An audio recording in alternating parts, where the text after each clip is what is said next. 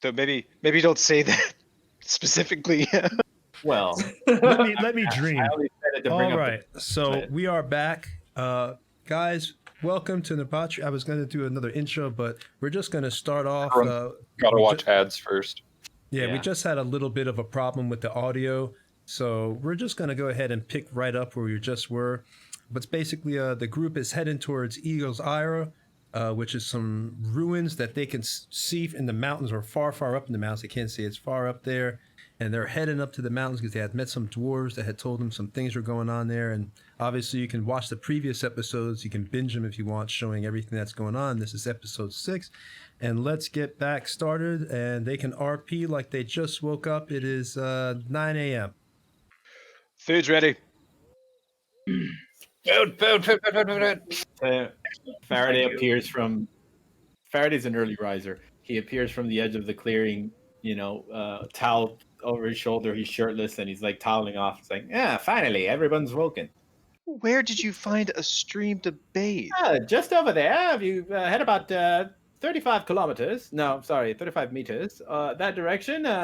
Bank a left around that tree, and another 15 meters to the south, you'll find an enclave. Beyond that enclave is a oak tree. The oak tree will delineate a line, a demarcation point between. I got it. I'll be honest, I was more impressed with the towel than the stream. He has it in his bag. Are you some sort of time wizard? How were you able to do all that and get back here so quickly? Well, Reznor asked broadly. When you've lived in Faerun as long as I have, you get to be quite familiar with the natural tendencies of nature. Correct me if I'm wrong, Bramblebeard, but you begin to become one with, commune with Mother Nature, and understand the intricacies of science, and allowing you to discover streams in an easier fashion. Am I wrong? I look at you confused. What are you talking about? You found a stream all the way up here. Nature. He looks around. Remember, we're on a wide part of the path in the mountains, so you must have walked all the way down. Give yourself a little back. You're out of your mind. Yeah, you got it. Cleanliness is called to godliness. Close, rather. I don't know, Raz. What do they say to you This about is that? Raznor's expression right now. Yeah. I would beg to differ, but that is an argument. I'm sorry, sir, but at least I'm the one, if you recall, that smells like musk. And I'll just walk away.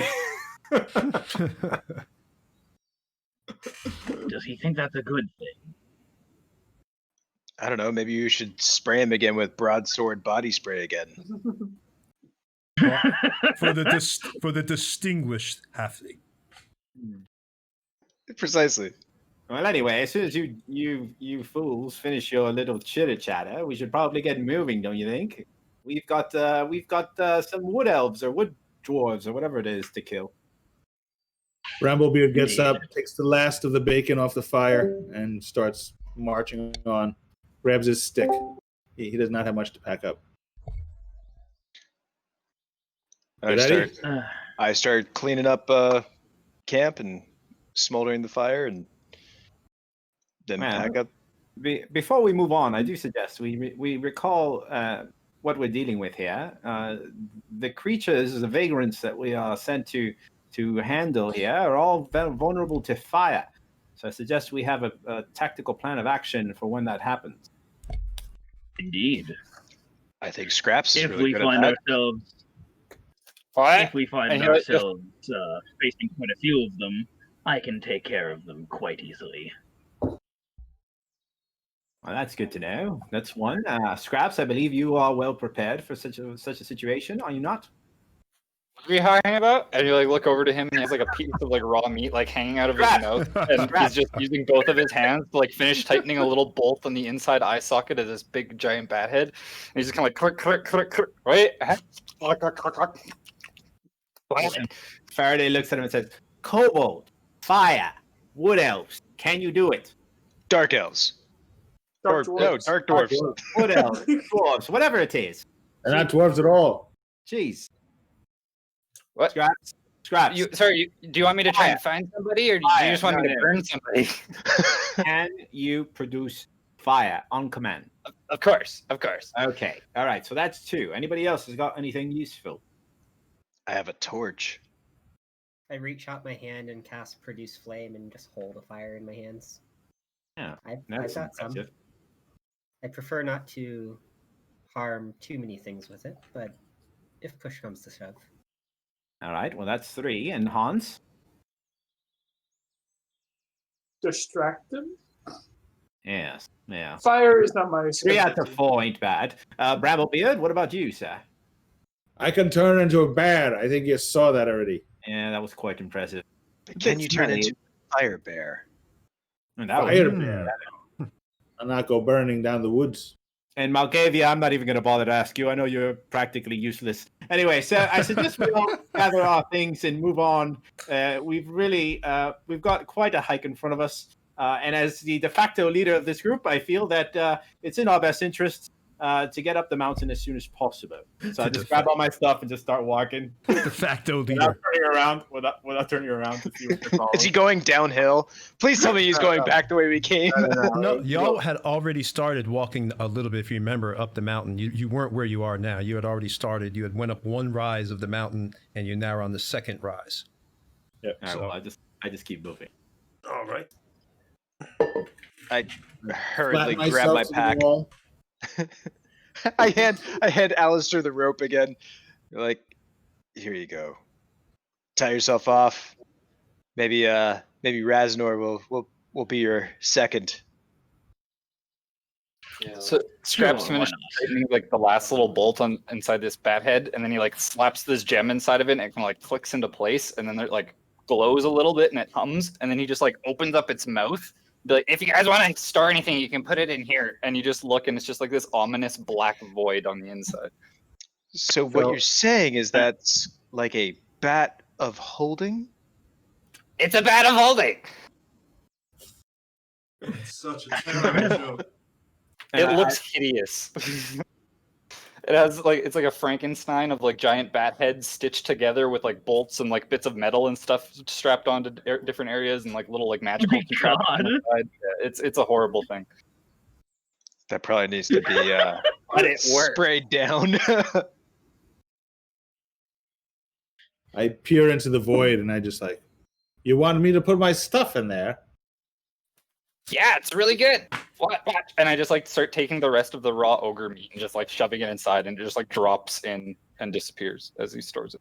Can we put Faraday in there? I probably wouldn't. I tried it with a squirrel once and it didn't survive. So you're saying that it just doesn't work with squirrels? I mean, we don't know what happens with halflings. That's It's true. great enough to survive, right? Just because it kills a squirrel doesn't mean it'll kill you, right? Yeah. I mean, yeah.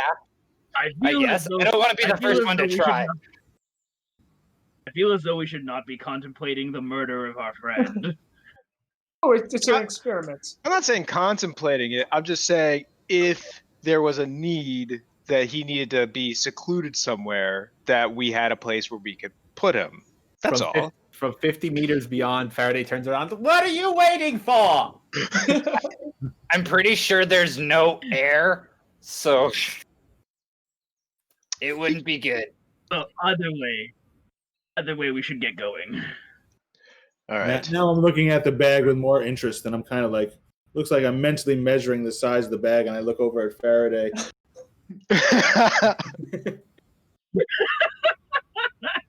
All right, so I grab all my stuff and I start rushing towards catching up to Faraday. You know, probably should leave him by himself for too long.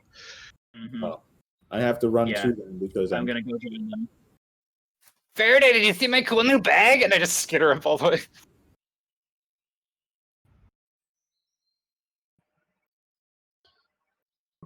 All right, what's next? Where are we going?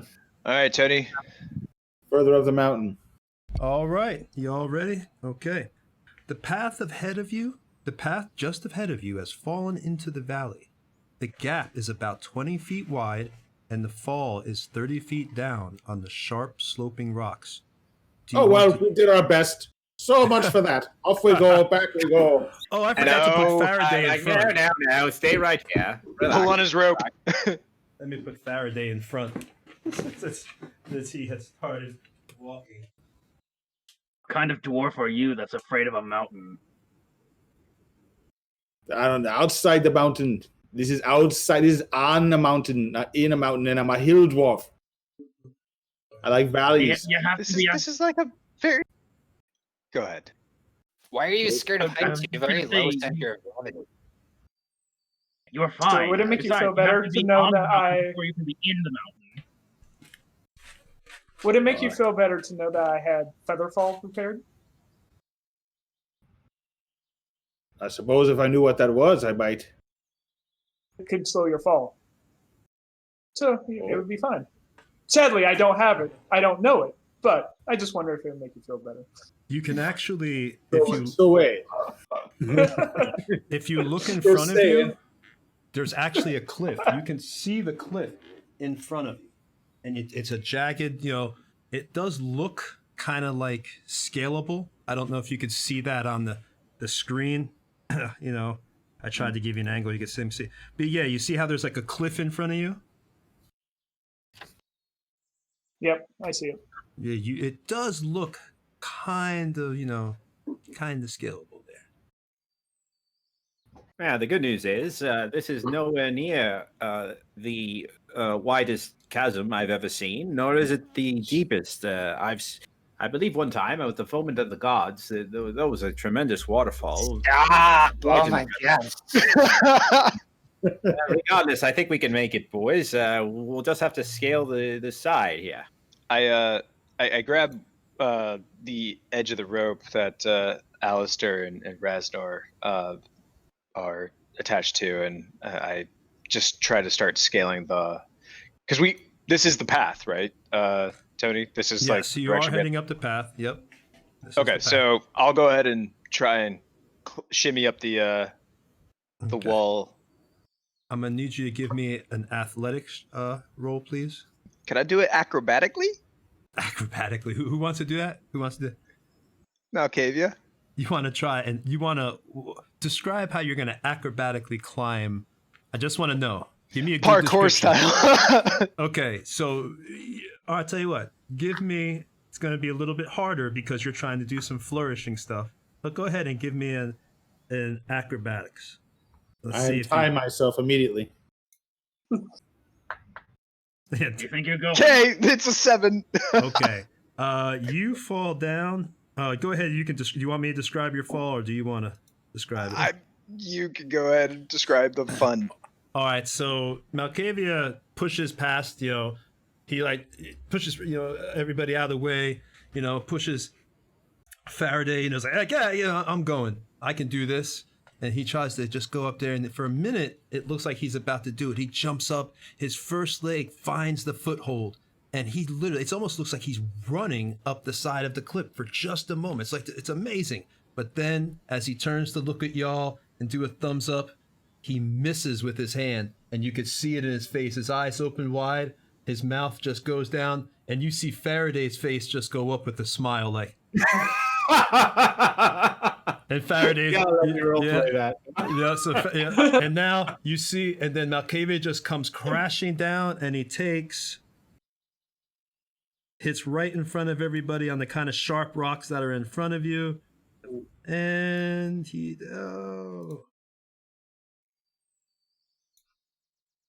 Can I try and fall on Faraday? Oh, you take 4 damage. That's it. Whoopsie daisy. Not a horrible. You okay, Malkavia?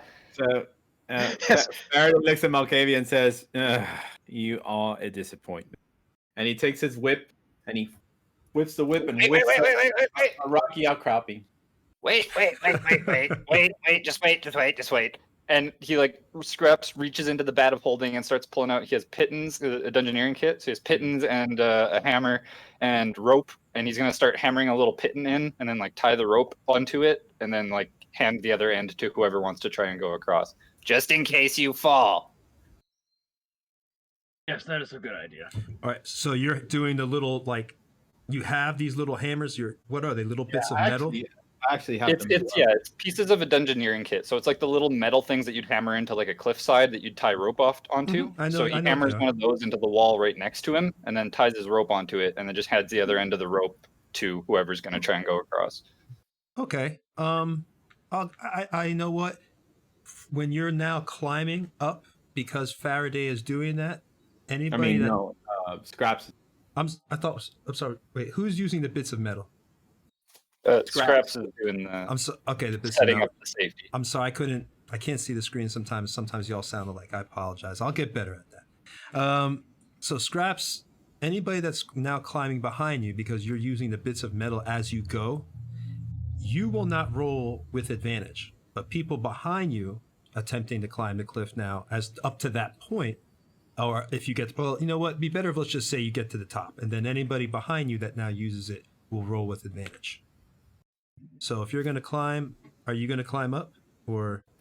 If it's to help the people behind me, I will go up first. Yeah. Well, I assume you'd have to because you're using the bits of metal. Because anybody in front of you then wouldn't be able to. The rope would kind of kink up, or or something. I'm not a mountain climber, but I would think that whoever's going first needs to nail the bits of metal to keep things secure. Yeah, sure. I'll lead. All right. Go ahead and give me an athletics roll, please. Wait. I say, okay. I climb a rope around Scraps, and even though I'm terrified of heights, I brace my feet and I hold the other end of the rope in case he falls. Oh. All right, that's smart. All right. Okay, athletics, right, or acrobatics? Yep. Athletics, unless you want to try to parkour up the mountain. I mean, I'd almost be better at it, but I guess whatever. We'll just go. It didn't work out for me. It's daytime, so I have disadvantage. But you no, you got it. No, you got it. You are easily you sit there and you have no problem. You're able to find the right footholds and everything else. You kind of look down at Malkavia and kind of do this thing where you kind of like arch your mouth a little bit low, like, man, you should have just did it this way. But you're able to get yourself up to the top, and you've gotten up there just fine. Really, Malkavia, no sense in showing off. And I go up the rope. All right. So go ahead and roll me. Well, since it's the rope, now that he's put up there and nailed it in, yeah, just roll another athletics, but everybody's rolling with advantage. So, all right, there we go. You're able to get up. You get up fine. You can describe it if you want, but you're able to climb up the rope. Rabblebeard, it's really not that bad. James, I scream back at him from like 30 feet up. Malkavia kind of grips his bow a little bit as he watches Faraday climb. He's just like, This is turning into the evil party. No. How dare you? James, you make it just fine. Yep. So Alistair follows Faraday. All right. So we're up the Hans road. rolled a 15. You're making just fine. Sweating? Is he sweating? Is he looking behind himself? Is there like a Alistair? Yeah. He's got his eyes closed the whole time. Just follow the sound of my voice. Nat, what did you roll? Or Raz? Don't let go of the rope.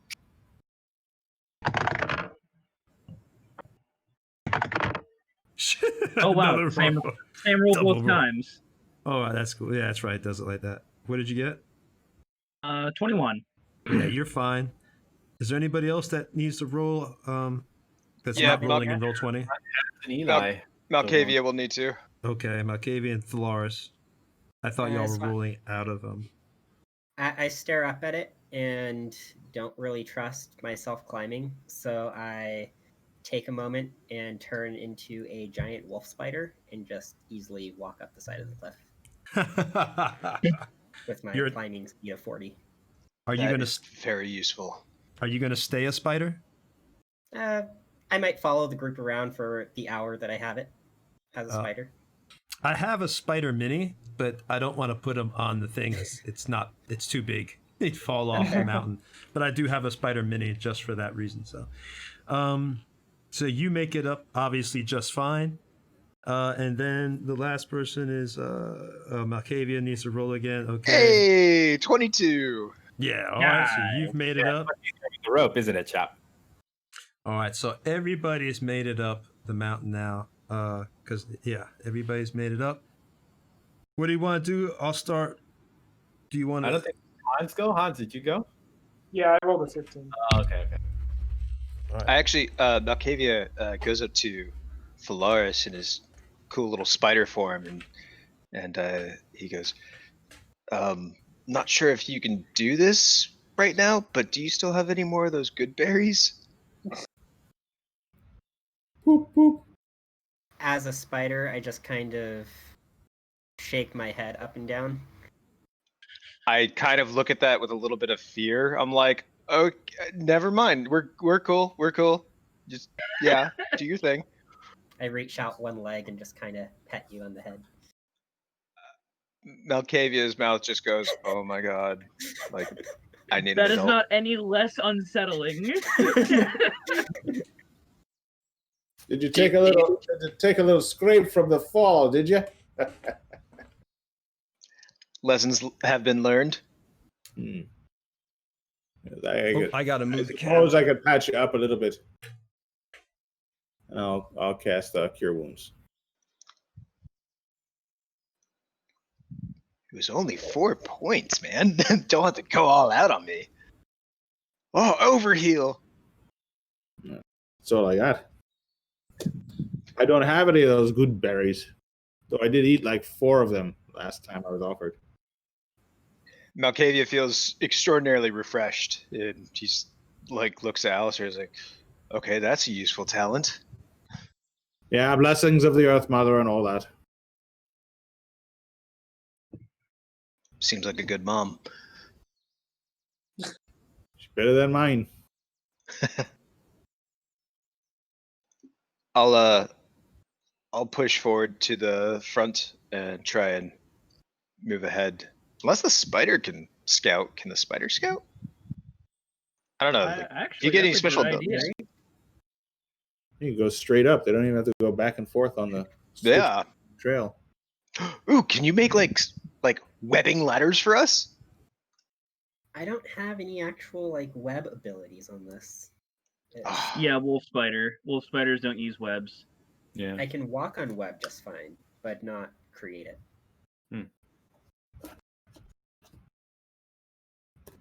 All right. I need to ask a question. Who's gonna Faraday? Are you still leading the party? Of course. I am the de facto leader. Is that what you mean, DM? Yeah. Oh, okay. I should ask a bit. Obviously, yes. You're the de facto leader of the group. But you actually. But hold on. But I need more wine for this game. Yeah. If you're asking Omar if Faraday's in front, that's different. Yes. Omar, is Faraday in front? I'd say yeah. I'd say he's still trying to lead the group. But, to the best of his ability. Okay. You Well, have a giant wolf spider walking next to you. go ahead then, Faraday. I'm gonna move you up a little bit. I'm gonna move everybody up, but go ahead and give me a perception roll to see something. Yeah, perception. Very well then. Using my keen sense of perception, I've rolled a natural 20. All right. Yeah. Well, then you notice, so you're not surprised, which means you're gonna get a chance to avoid it. Uh-oh. Right as let me. Oh God, people are falling. Let me. Malkavia goes, oh no. Whatever shall we do? Is gone forever. All right, so Brett, Don't Dragonborn have wings? So as you're walking up the mountain, the day is starting to progress. You climbed up this cliff. You're not feeling that tired, but so bones haven't really started to ache just yet, but you can tell it's coming. But you're still pretty alert.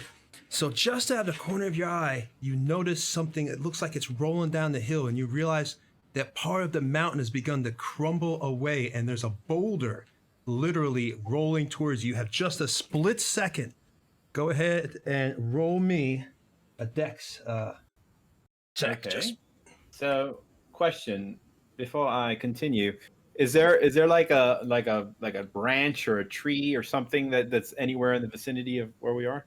no, it's just the sheer It's a cliff sheer behind rock? you. Is there any Yes, kind of protruding rock anywhere? Something no. that could, no, jeez. It's just you have to. There goes my role play. All right, so rolling what is it? No, you said wait, that was acrobatics. You know what? That's a dex-based save, and you know what? Yeah. Acrobatics will take that. That just barely, you just made it, because it's a dex-based save. We'll say that you were able to dance almost out of the way of this thing. Let me go ahead and do it, so it goes down for the stream, so they can see it. Obviously, this is not going to really kill Faraday. Why not? I mean, it's okay. I think I can handle the loss. I'm just Malkavia will learn to move on. All right, Yeah, you didn't Faraday, even so roll you yet. How just did you- dodged a boulder coming down. You saw it. It rolled down, huge, goes right towards Faraday. I'm gonna let you describe what happens. How do you dodge it with your? No, that's why I was asking if there was some kind of outcropping, because I would have taken my whip out and whipped it across and attached onto a piece of rock and then yanked myself out of the way, Indiana Jones style.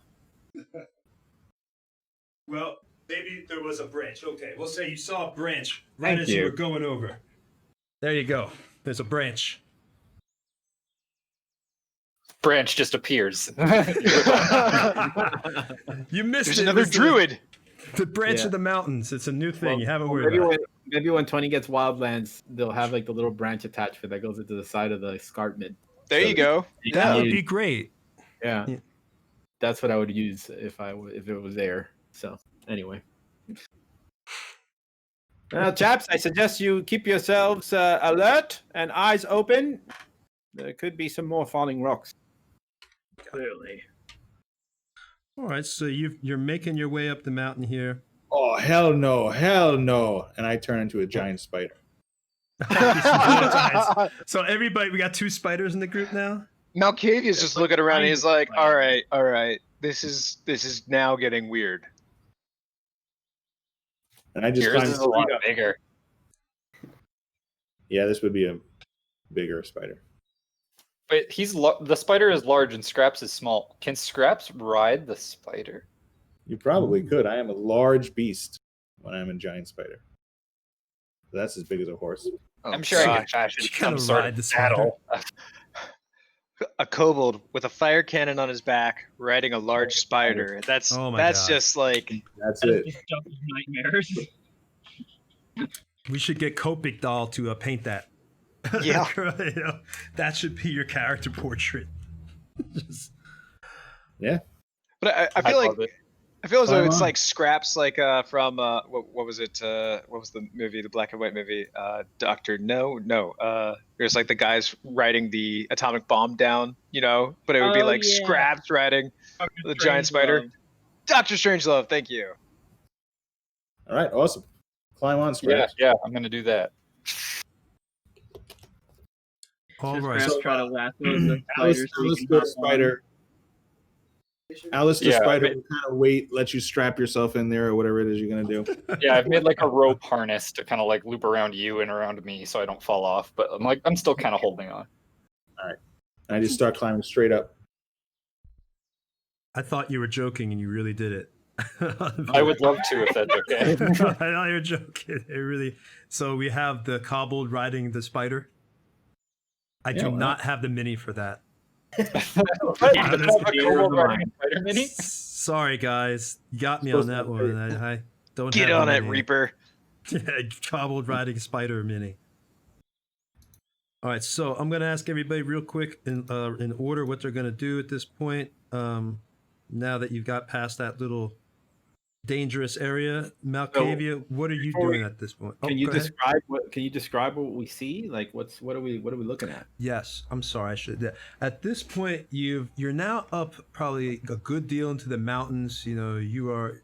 It's growing a little bit colder. The day is growing a little bit. It's probably about at this point, probably about 2-3 o'clock.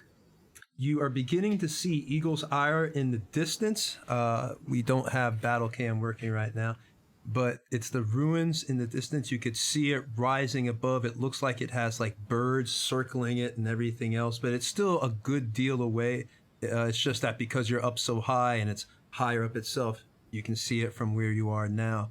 But the mountain itself, you're still sitting there on the edge of the actual precipice. If you look down, obviously it's a good deal. You would not want to fall at this point.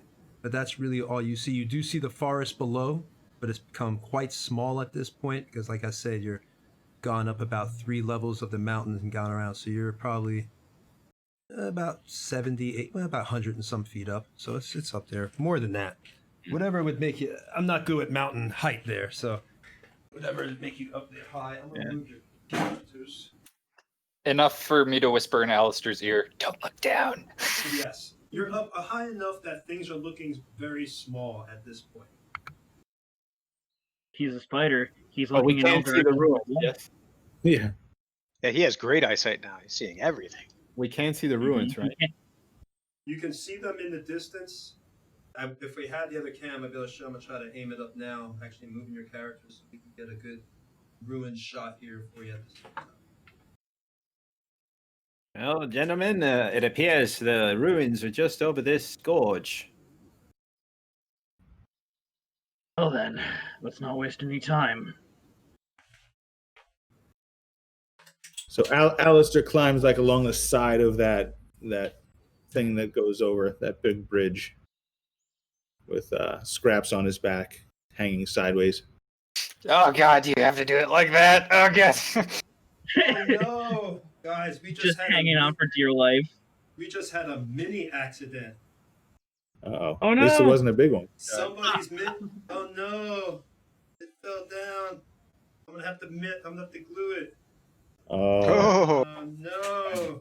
I feel terrible. All right, we'll get another mini to replace it for just tonight. Yeah, Those are dangerous. no, I know the Faraday Mini is definitely fragile, so be careful. Yeah. What are you talking about? You just got hit by a rolling boulder. You're fine. Surprisingly, the Mini did not take any kind of damage because I know for a fact I had to repair one very similar to that. That makes me so upset. I'm so sorry. I will fix it though. I have amazing glue. Fix anything. All right, Good so old Google. yeah, everybody's coming up the mountain here. And I believe this was Malkavia, if I'm not mistaken. I can't get over Elon Musk looking at us all on that bridge. Artificer. Yeah, kind of throwing stuff. Sorry about that. All right. It's all good. Theater of the mind.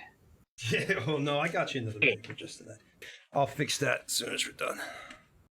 All right, so as you come across, you can see like now you've walked a little bit more, about another hour or two. Go ahead and give me because now you've walked a good deal, you've been climbing, and even though you had that good night's rest, let's go ahead and do me an athletics check to see for exhaustion here.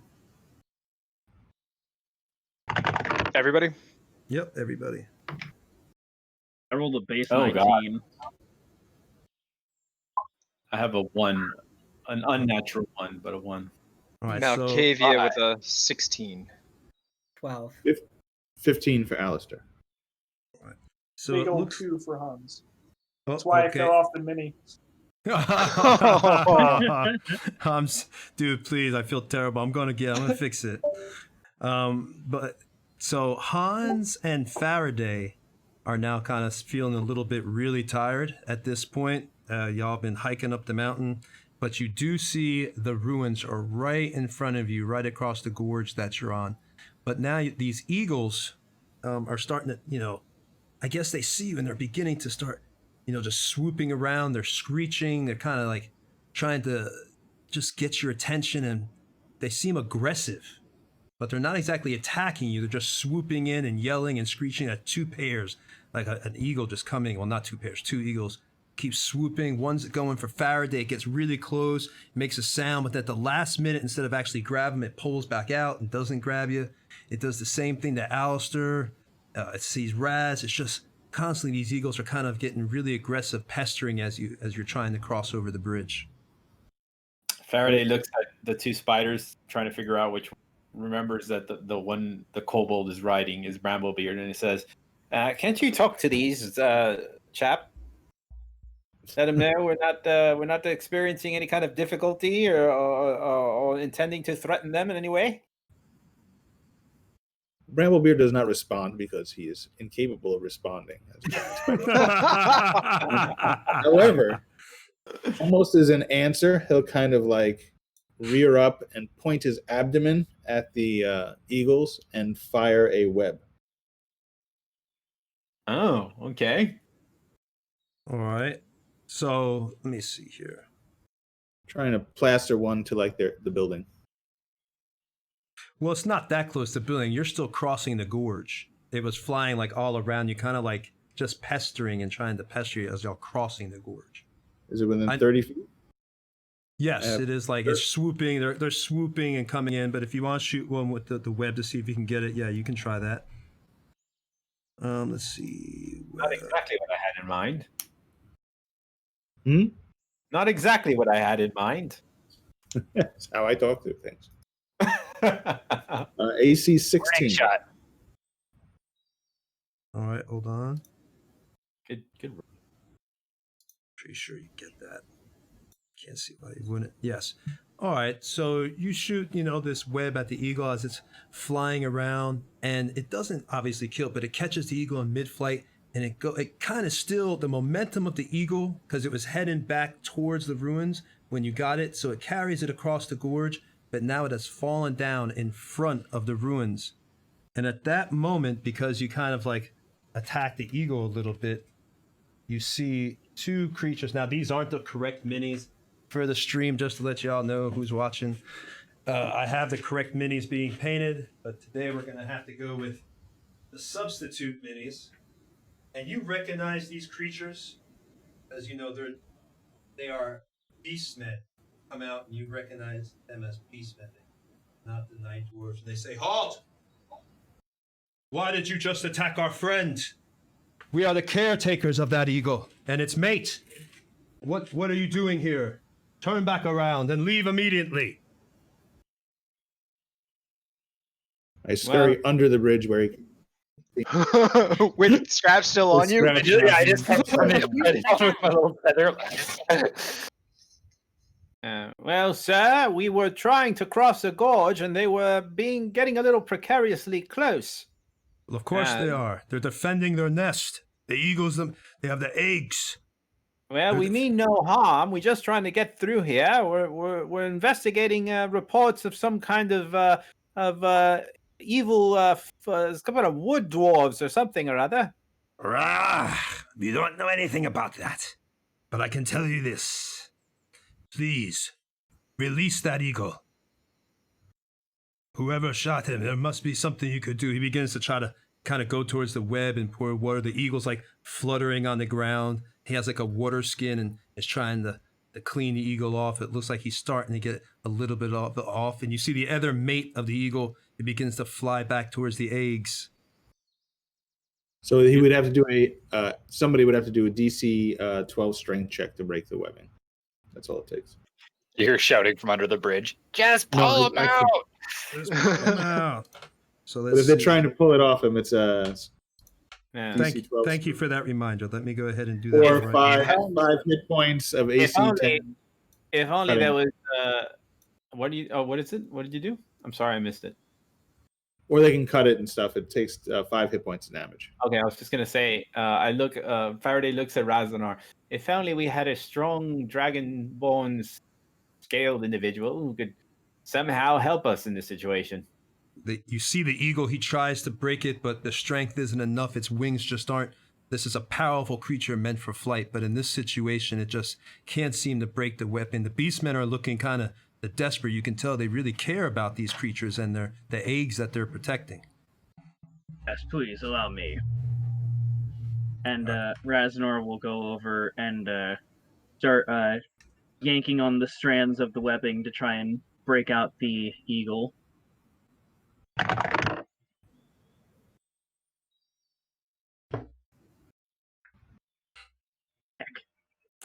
He's quiet. He must have not passed.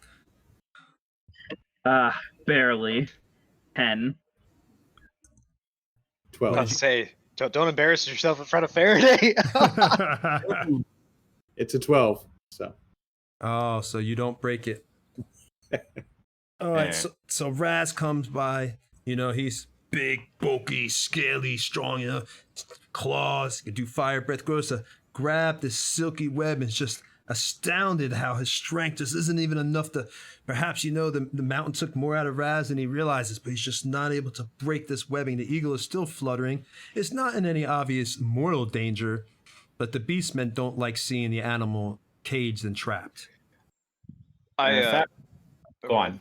No. Go on. I pull out my dagger and I hold it up, up my hand, above my head, and Malkavia looks over to the beastman and is like, I could try and cut him out if that's okay. The one beastman kind of steps back when you had pulled out the knife and it begins to ready its weapon, but they do speak common, so obviously they understood you. And the minute he hears that, he looks up and he looks at the other beastman and kind of pulls back. Fine. Start. Just cut our child out. Please. So Free her. Malkavia goes over, approaches the eagle, and goes for a cut on the webbing. Do I need to do sleight of hand or anything, or? I think let's see here. Go ahead and give or me. is it just an attack? So AC 10, 5 hit points. Not like Just remember though, if you hit the webbing and the eagle's inside, be aware there's a good chance he'd probably also, I would think, do damage to the eagle if you're attacking the eagle inside the web. Well, I'm being very careful about it. That's what I was asking. Should it be a sleight of hand? Or? Yeah, I was going to say, go ahead and give me sleight hand works. Go ahead and do that. Sleight hand. Because you are moving the blade, trying to be very careful. So how about an 18? Yeah, all right. So you're able to do it. Go ahead. Do you want to describe it if you want? I just cut through the webbing, just drag it up and then release the eagle, but try and backstep as soon as the eagle has enough leverage to free itself. The eagle flutters away. You can see it go back on top of the ruins, and it starts, looking at the A's and goes to sit back, and the other eagle just kind of circling around the top, but they don't look as distressed. Obviously, the webbing has bothered. It's picking the webs out of its feathers, but it's happy to be free. The beastman seems satisfied, and the one comes up to you and hold on, and he stabs me in the stomach. No. too many. TM had so many screens open at the one time. He had too many there, so we had to close some of the screens. The beastman walks up to you. The Lannisters send their regards. We are unhappy that you attacked our eagle, but we are satisfied that you freed it. Appreciate the help in freeing our child. Now, we are not very accommodating of outsiders. We would appreciate if you would leave our home peacefully. We can most certainly do that. However, we are trying to make our way over to Eagle's Ire. Would you happen to know the best path to go? Yes. We know of an area. We have heard it, but I have never gone fully, and it may just be a rumor. But further back, on the mountain path, you may have missed it, is a small cavern. This is where you're going to have to use your imagination. Because I didn't have it. There's a path further back, and you will see a small cavern, small cave. Perhaps there may be something in there you are looking for. Years ago, I was told that dwarves lived around that area. Well, what is your name, sir? My name is Avenial, and this is my mate, Thybod. Avenial and Thybod. Yeah, Thybod. We have lived here for years peacefully, overlooking the towns below, and the rivers, and the fish, and taking care of nature itself. Well, Yes. Avignon, I do appreciate the assistance, and we do apologize. We didn't mean to inconvenience you or the Eagles. Perhaps we can make it up to you. We came across an ogre that we slew some time ago, and we have some additional ogre meat. It doesn't seem like you have a lot of space or pastures around here, so I'm assuming a little bit of food might come in handy. Yes? Thigh-bod. Now, the faces of these beastmen, the way they look, to describe them if for the audiences, they kind of look like minotaurs, but not exactly. They have a little bit kind of a mix of a goat and a minotaur type look.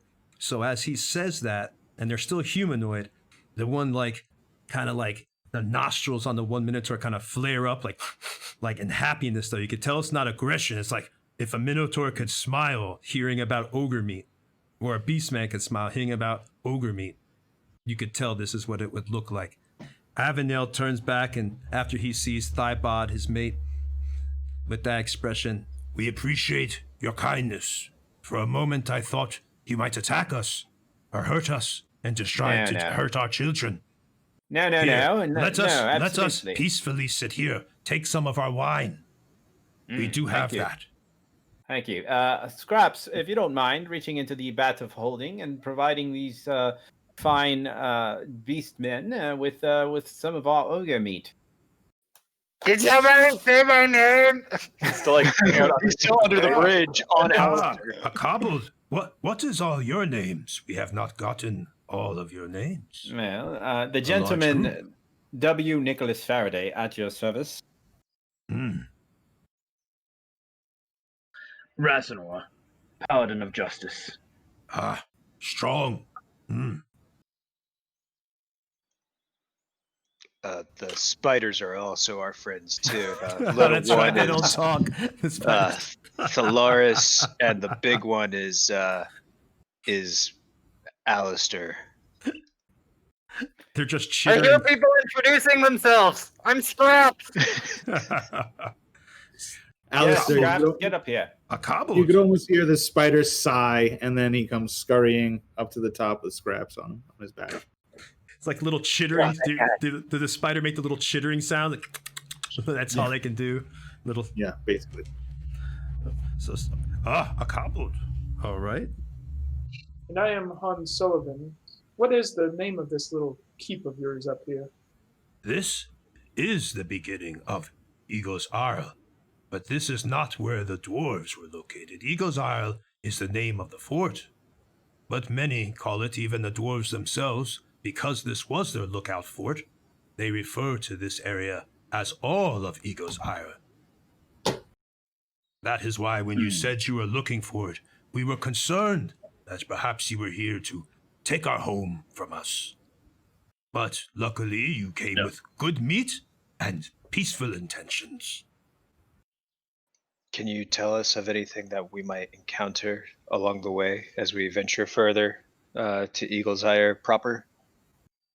I can't say much other than it might possibly be by that cavern, but I can tell you whatever you'll find, if it's there, it won't be alive. Interesting. Well then, which way is this cavern that you speak of?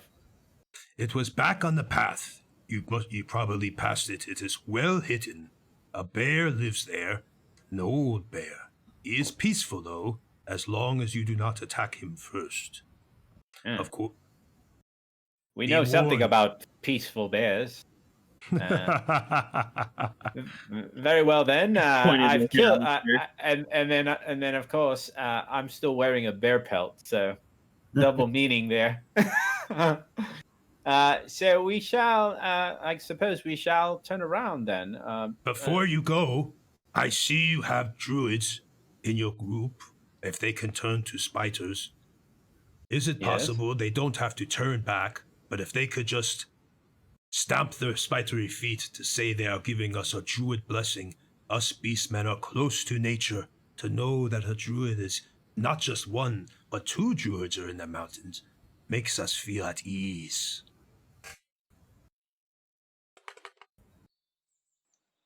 Actually, Faraday here is also a very well-known druid. You should see him Tap his feet too. Malkavia, Yeah. please. Like, Malkavia, really, now is not the time. We are trying to find don't the be wood bashful. dwarfs It's or okay. whatever. Show them how you stomp your feet. You're really good at it. Please. Raznor is Bramblebeard just will giving raise Malkavia up- Don't listen to him, Avenir and Thybod, or whatever the hell your names are. Regardless, here's the meat. The cave is back there. Everyone, we should go that way. Alistair Spider will Yes, kind of rear just- up on its back forelegs and kind of wave its front legs elaborately and clack its mandibles.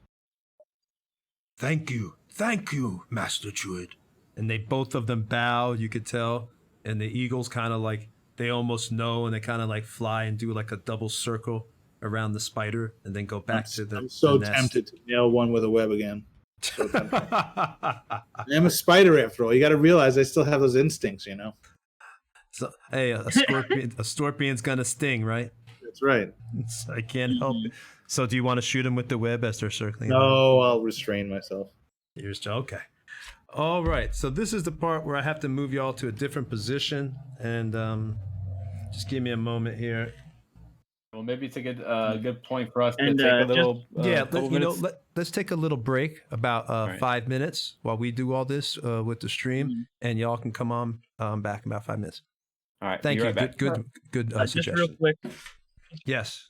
just real quick before everyone leaves, Raznor kind of shuffles to the front of the group to the two beastmen and takes his backpack off his back. You two are very well versed in nature. You know how to take care of many different kinds of animals, correct? Yes. Yeah. Oh, yes. We do. We have taken care of eagles. We have taken care of the bear. We have taken care of everything, the wolves, everything that comes across. We are neutral in all things. We seek peace and harmony only. That's good. Then perhaps you can give me some tips on taking care of this. And he opens his backpack to reveal Scratch. Beautiful mountain lion cub. Adorable. This creature will go strong in time.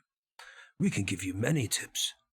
And, he goes into, for a few moments, telling Raznor about, feeding, grooming, taking care of the teeth, how to, basically train it. A lot of great details. So at this point now, whenever you roll an animal handling check, let's just say that if it's with the cat only, because you learned all these new techniques from someone who's very good with nature, he kind of like the cat whisperer. He gave you can roll with advantage when you're doing animal handling checks with your cat. Because you learn from the cat whisperer. And I didn't even think about you doing that, so that's why I just gave that to you. That was really good. I'm tempted to give you inspiration, but I'll let the group decide. All right, we're going to take a 5-minute break stream, and we'll be back, and they're going to be entering, hopefully, the mountains, maybe, if it's there. Woo.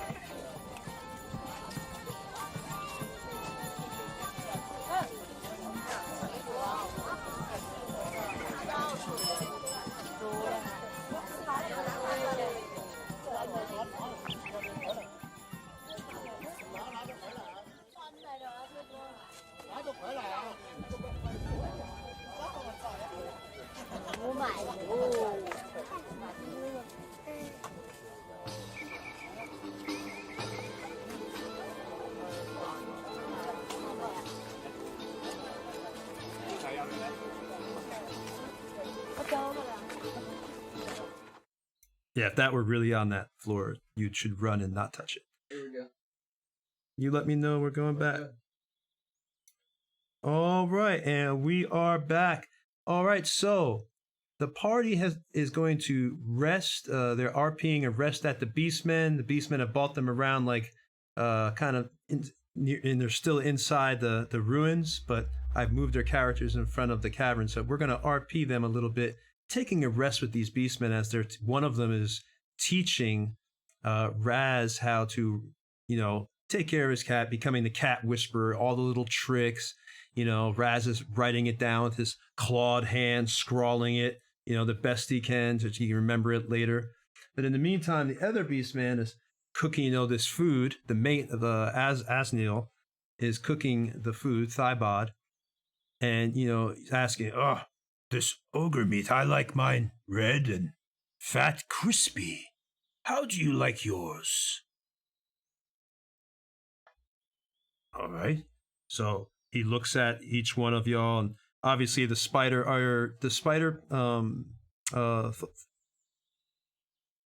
Thalaris and James are back, and he asks, I didn't get to thank you, Druid, but now that, you're back and I see everything is yourself, I want to appreciate what you did, giving us your blessing.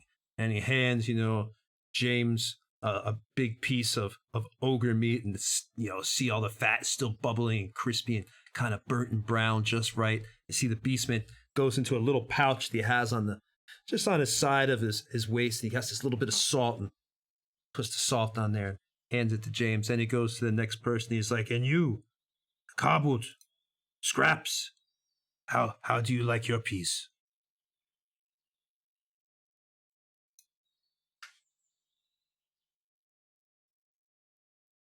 All right. So he he takes it and he just hands, or you got your own meat, so he's like, oh, okay, fine. I'll give this to someone else. See if they like a nice crispy piece. You, other Master Druid. Again, he bows to Thalaris and thanks him for the blessing that they had put upon him when they were in their spider form. How do you like your meat?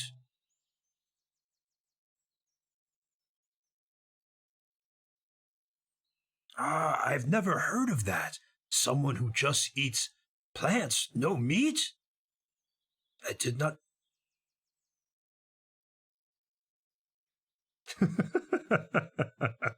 I never knew there was such a thing, but you'll have to tell me how it is later. All right. Hmm.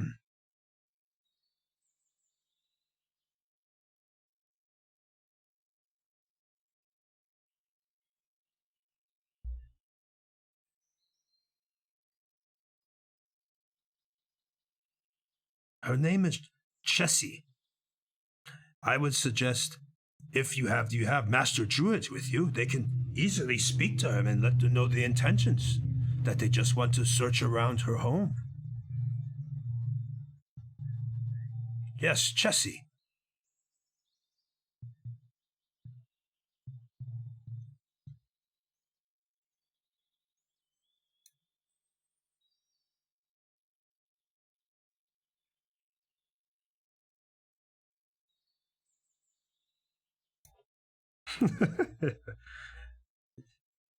Tried to speak to a mother lion, but didn't work out that well.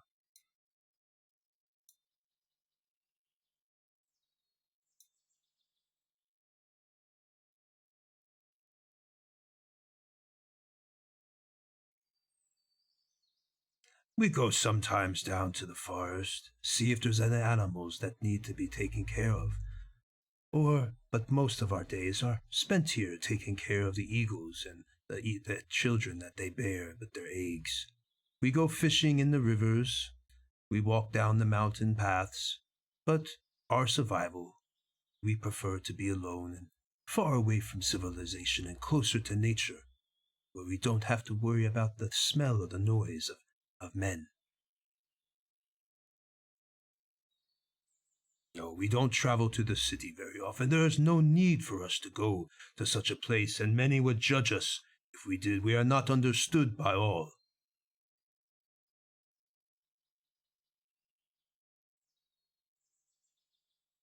A sickness? You carry a sickness?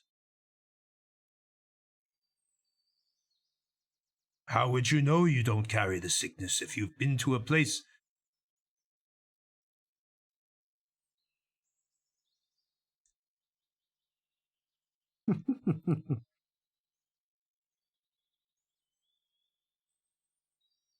Asleep? Hmm.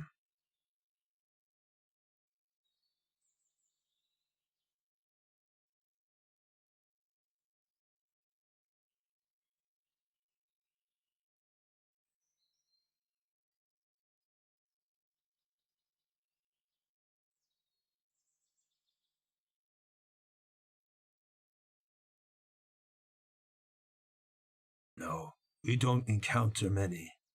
And what kind of animal was it?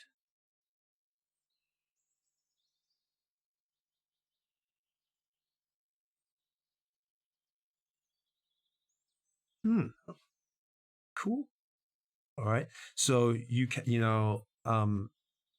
the spell and you in your mind you begin to remember this night dwarf, and the more you remember, you see your eyes begin to roll back and you just see the whites of your eyes.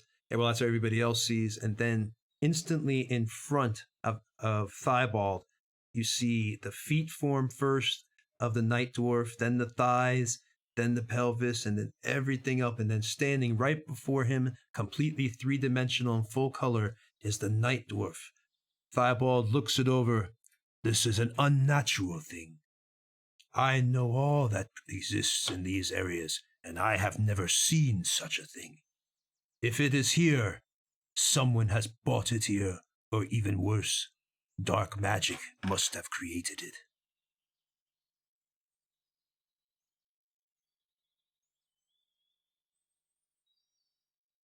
And as you're doing this, Thibault is taking a bite of the meat. You see the Minotaur nostrils are kind of flaring, and pieces hanging out of his mouth.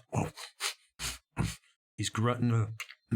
He's just eating away, and the fire's burning. The glow is on all y'all's faces, and it's really just a nice, peaceful thing. You see the stars are above the ruins themselves at this point, and everything else. So it's a beautiful night.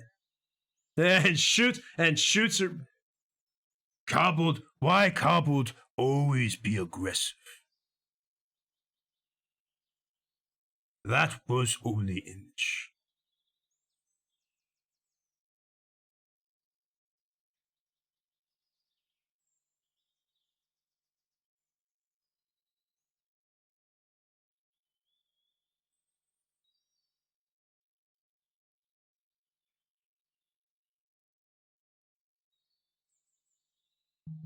Normally, we would not allow such a thing, but since you have druids in your party, we are obliged to help those that help nature, like us. Yes, you may stay, but please do not sleep inside the ruins.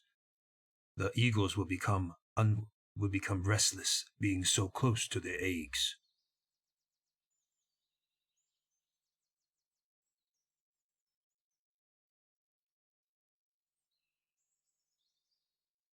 What? No sound again? Oh, hold on.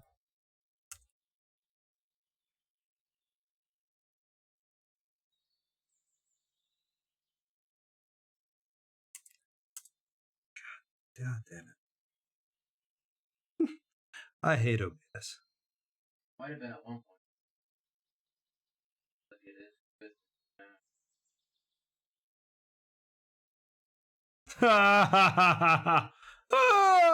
One of our, I think they can hear me. So, but yeah, they one of the players just said they're going to knock the beastmen off the mountain, since y'all can't hear us. So now he's cast Thunderwave. No, I'm joking. He was joking around. That would be truly viciously cruel. Let us know when you can hear the sound again, guys. I feel like Nate on Dwarven Forge always had the sound.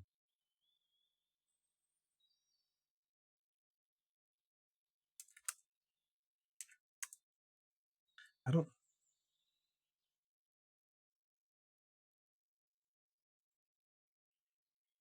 Yeah, I'll just let y'all keep talking.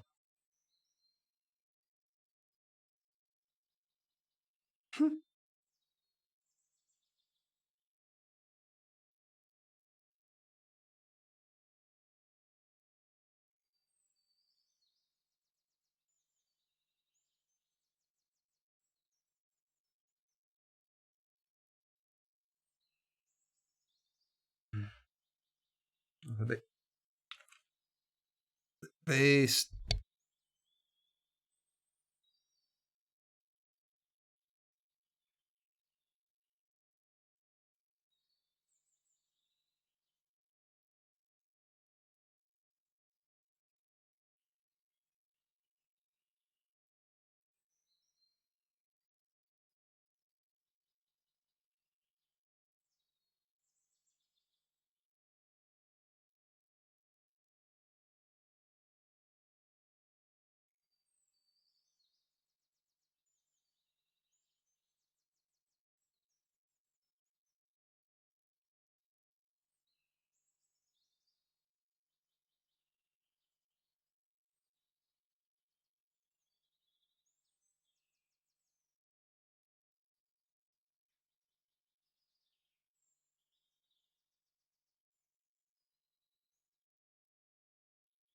Yeah, that's not bad.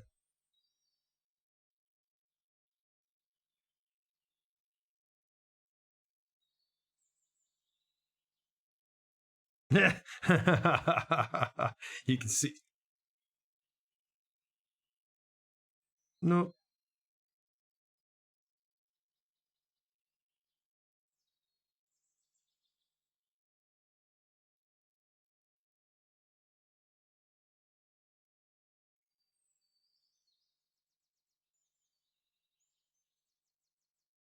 Colin is still moving. Oh yeah, that's just because that I can fix.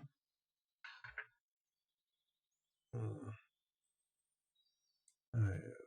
We are working on fixing this problem. And we are eventually going to get a better streamer program. I don't know why everybody froze up on the stream except one person. That's weird.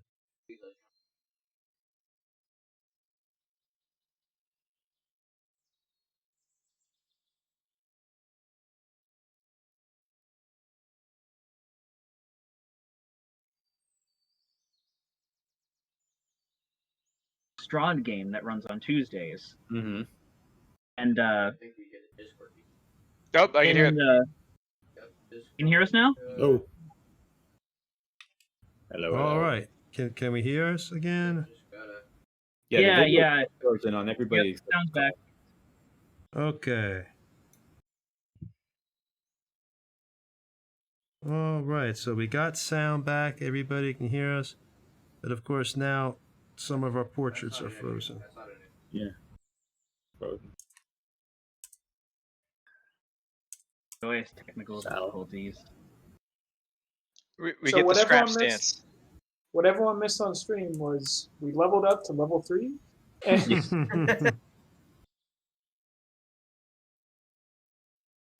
Tony and Scrap's show now, boys. Scratch and Cody will have to act out everything for us. All right, looks like we're back Oh, now. everyone's back. Everyone's back. All right, good stuff. Thank God. I'm still frozen. But you look so dignified in your frozenness. You do. It's true. Yeah, James does look very like he just has his head tilted up, like he seems like he should be on like Mount Rushmore. Huh. Yeah, like that looking towards the future look. Mount Bramblebeard. Mount Bramblebeard. All right, so we got Renaming sound people's again. area right Okay, thank God. Bramblebeard. All right, so the guys had they talked to the Beastmen at that nighttime, and I think what were y'all about to do now that you talked to the Beastmen? You were going to sleep. Yeah, we're gonna take the night rest. Okay. All right. So since you're up here in this area, you're all the way up in the mountains, and obviously there's only one way across the bridge, so there's no real concern about any animals or anything getting you at this point. So you're able to sleep the night peacefully through. Everybody gets all their exhaustion gone. You get your spells back. Obviously, if you lost any hit points, I think you'd probably get what you could back from a rest. And there we go.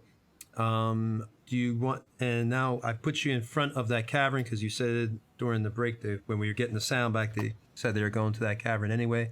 All right, so you now are in front of that cave where. Okay, but hold on. Before we move on, I just want to say for the record, Faraday comes out about 30 feet from behind a tree with a towel draped over his shoulder. How do you keep finding them? Having found, he's woken up before everybody else, having found the stream to wash up in. There's no way of finding a stream up here. Yeah, where the hell did you find Whatever. water? How are you so good at tracking streams, but so bad at tracking other things? I don't know what you're talking about, Jeff. I put my wax on. All right, so what do y'all want to do at this? I'm going to go through everybody, so everybody's talking over each other, asking about your turn.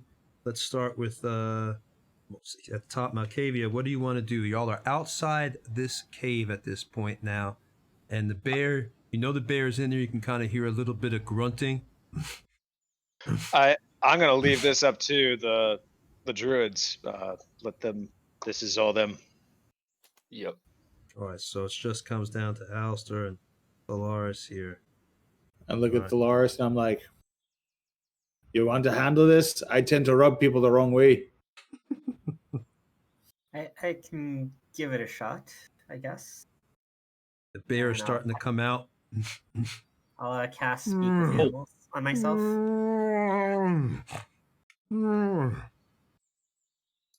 Right. Hello there. Scraps hides in a bush. Roll me an animal. You can do animal handling.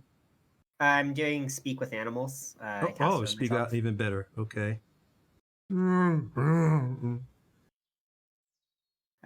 Hello, friend.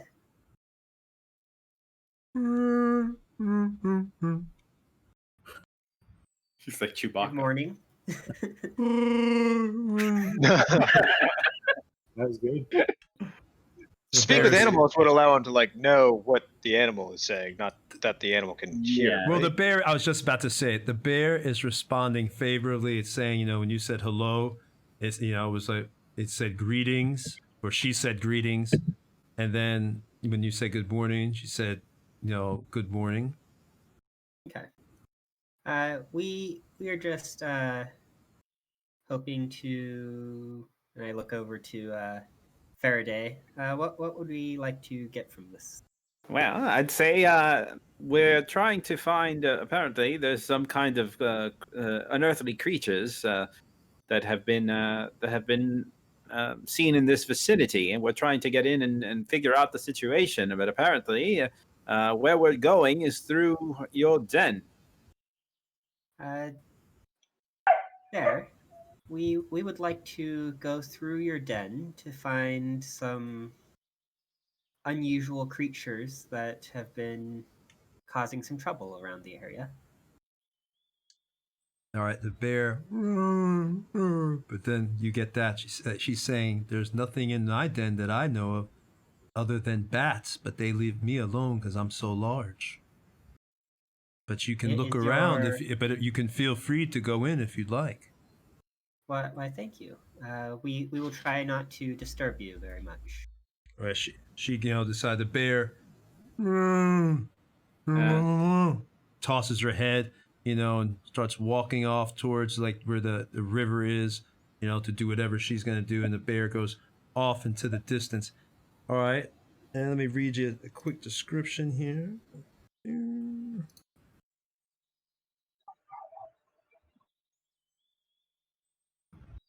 The cave opening is littered with leaves and deer bones. Scraps of fur shed by the cave's inhabitants surround the entryway. All right, so let's move you in there. Now, who's going in first? Because you're going way deep now into I'm gonna. the cave. Faraday's gonna light a torch, which the mini so happens to have, and I'm just gonna kind of walk in towards the cave entrance with the torch, bearing the torch. I'll follow through. Burying. Hans will also have the bullseye lantern he got from Malkavia, I believe it was, right? Mhm. And have that lit as well. So let me put everybody here, because now you're coming. Also, note on the stream, everybody's well, not everybody's, but a lot of our pictures are in the wrong spot. Mine is. Bonnie Oh, or that is JC, mine their too. pictures are in the wrong Rasnor's spot, they said. video's off. Yeah. Yeah, as soon as Raz comes back, I think it pops you back in Yeah. the right spot. Oh, okay. Got it. Ah, Raz, somebody left. Okay. It's all good. It's all good. All right. So we're gonna have to do this in a way. You're all actually inside the cave, but everybody can't fit in here, so I have to do it like this. Who was behind? I think Malkavia's behind me, right? Yeah. Okay. All right, so I have Malkavian. dark vision, so I could potentially kind of move a little further ahead. All right. And where is Raz? I guess Raz will be kind of working his way towards the front, All right. So as we're he was just trained that shields always lead the way. yeah, we'll have to use a little bit of imagination so y'all can fit in there. All right, let me move the camera back over here. Don't know, we don't have our battle cam, so I really wanted to give y'all a much better shot, but this is all we're going to be able to do. There's an evil battle cam. Now, normally stream, I would hide the dungeon as you see it here when I just went across with the camera. But since we're doing a stream, I'm not going to put black paper all over the dungeon because obviously it wouldn't be very fun looking at nothing but a black stream or a black piece of paper all over the dungeon. All right. So as you go in there, you begin to hear like a little bit of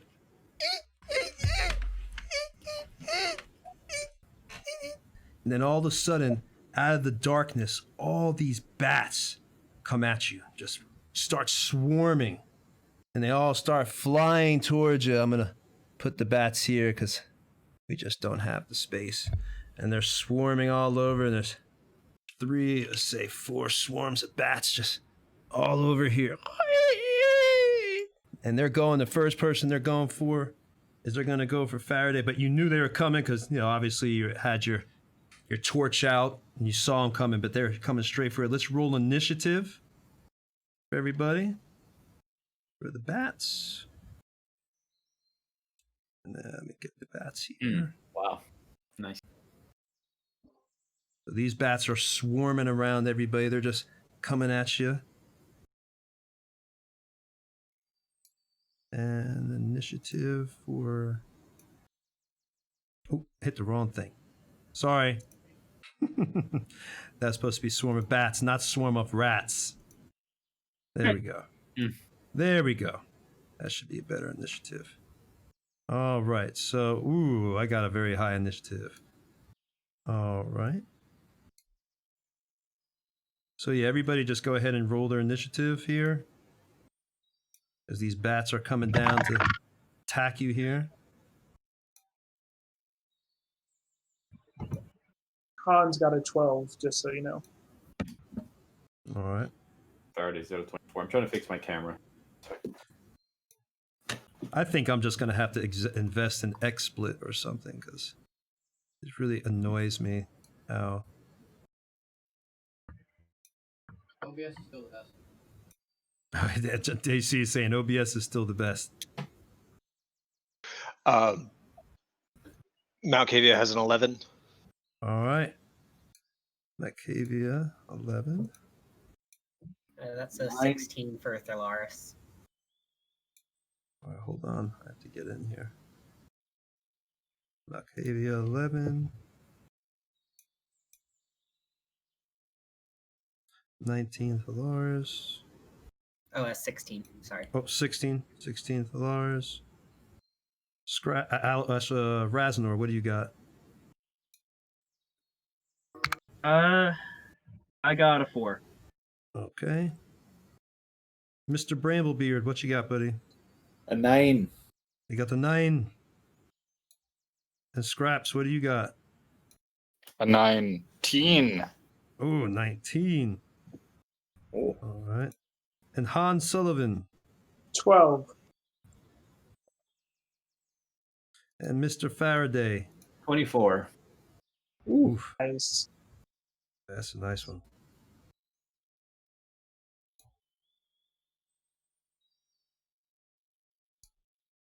All right. Well, the bats got, you saw I have a 21. So I will put that in there. For my guys.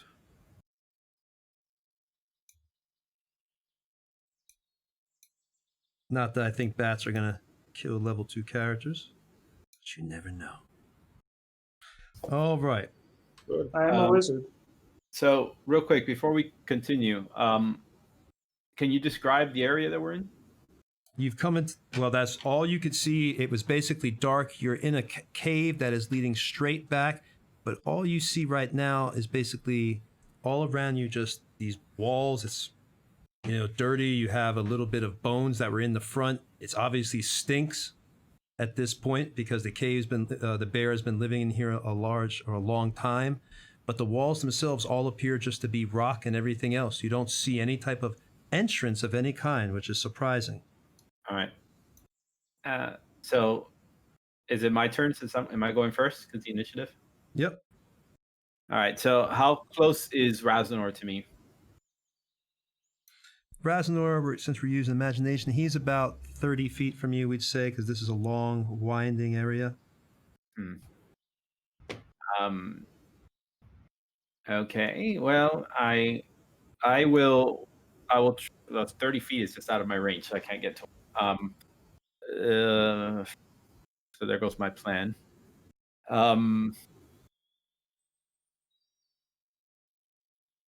Anybody else wearing metal? Nope. No. Nope. I'm a druid. Ooh, that's true. Just wearing leathers Oh man, and furs. I'm the only one with heavy armor. Yeah. I'll scream. I'll scream over to the rest of the group. I'll say, "Fellows, there's some bats in here. Razanor, quickly, make noise!" And I will hide. That was dirty, man. Well, my intent was to overwhelm their perception, their echolocation, but I was too far away from Raz. I was do something and do it anymore. Oh boy. All right. right, so I'm just taking cover somewhere. you're just hanging out down there. All right. So next up is the swarm of bats. Since Faraday, you were in front, now your torch is making them obviously, you're still holding your torch because you had it out in front of you. So as they swarm you, the fire is bothering them because, obviously no animal likes to be around fire. So they're kind of attack you with a little bit of disadvantage, but you've got 2 swarms on you. They're able to enter your area. Let's do this. So they come down, just I can't make that sound.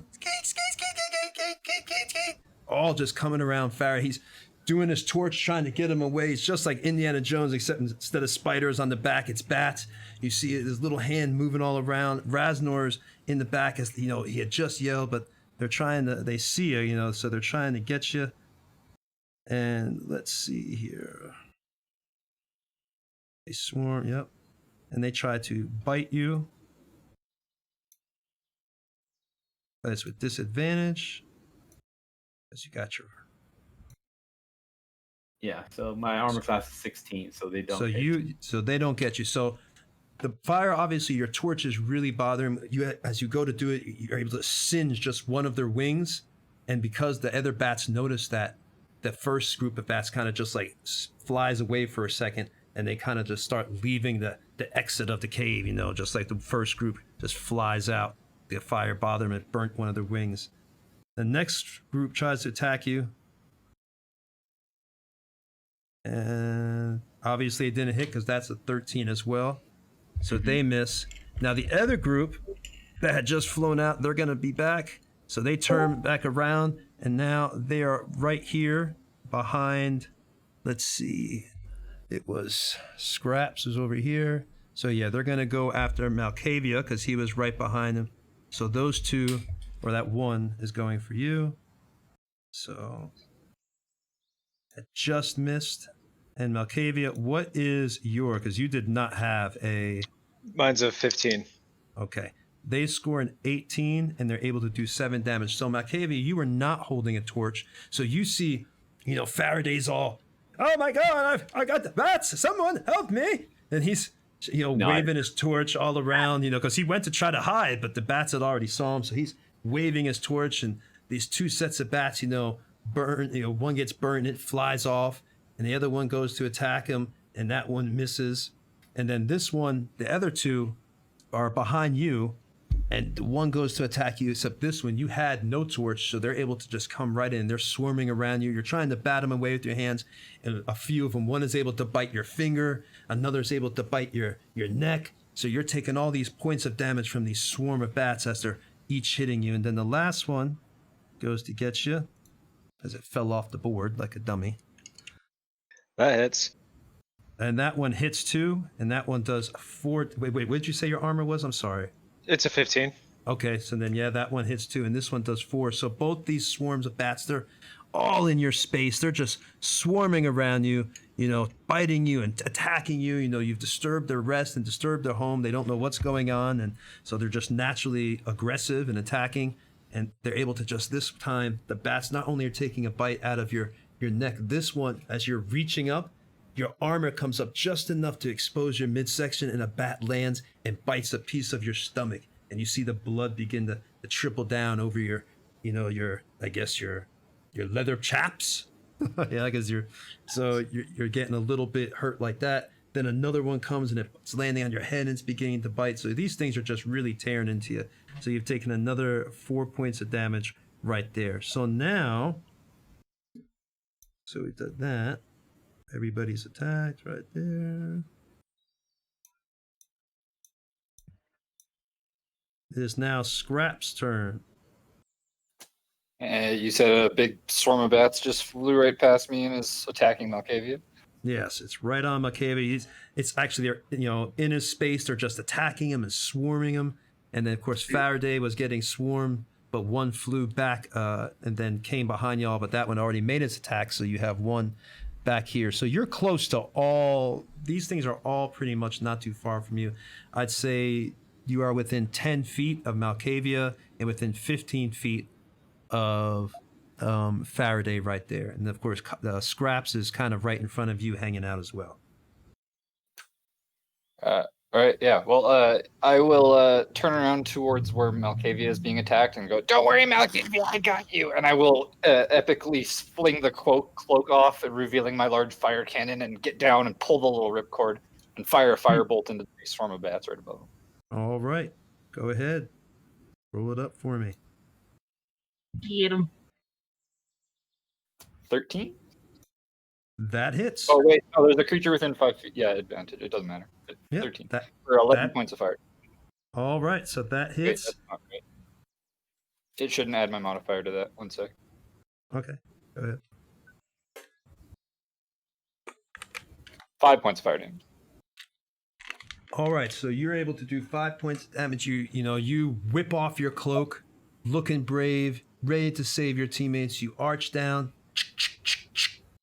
You see the fuse is going, and then all of a sudden the sparks and the gears and the cogs begin to turn, and the smoke rumbles in the cave, and this huge bolt of just fire and oil just comes shooting across, all the way towards Malkavia, and it hits one of the swarms. Now, luckily, this swarm had moved around a little bit off Malkavia, so you don't hit him with your firebolt damage, but you were able to do 5 points of damage off that one swarm that was attacking Malkavia. And you see a few of the bats just like fall to the ground, and they're just like they make a few little chittering sounds, and then that's it. And you can smell like the smoke and the meat already. It actually smells good to you because you're cobbled and you're hungry. I start drooling. All right, so the next person is Thalaris. All of this, I'm just going to kind of move towards the wall and then cast Produce Flames and just hold it close to me so that it deters the bats a bit. Wait a minute. Hold on, Thalaris. Your character is AOL. Hope you didn't drop it. America Online. What did you say? You said AOL, but you meant AWOL. Hey, That makes more sense. That shows how old I am. That I'm saying You got chainmail. Yeah, I'm a little bit up there, so I remember the old days. What the hell is And this? I remember when I was a kid seeing commercials and shit for AOL. Yeah, I was old enough to remember using AOL. Yeah, I use that. Yeah, I was only like Use it 5 years and- old. So. Oh no, I wasn't born yet. That noise is still in my nightmares. All right, okay, Thalaris, I found you. Where were you moving up to? I'm sorry. I'm just finding the closest wall to me and moving towards that.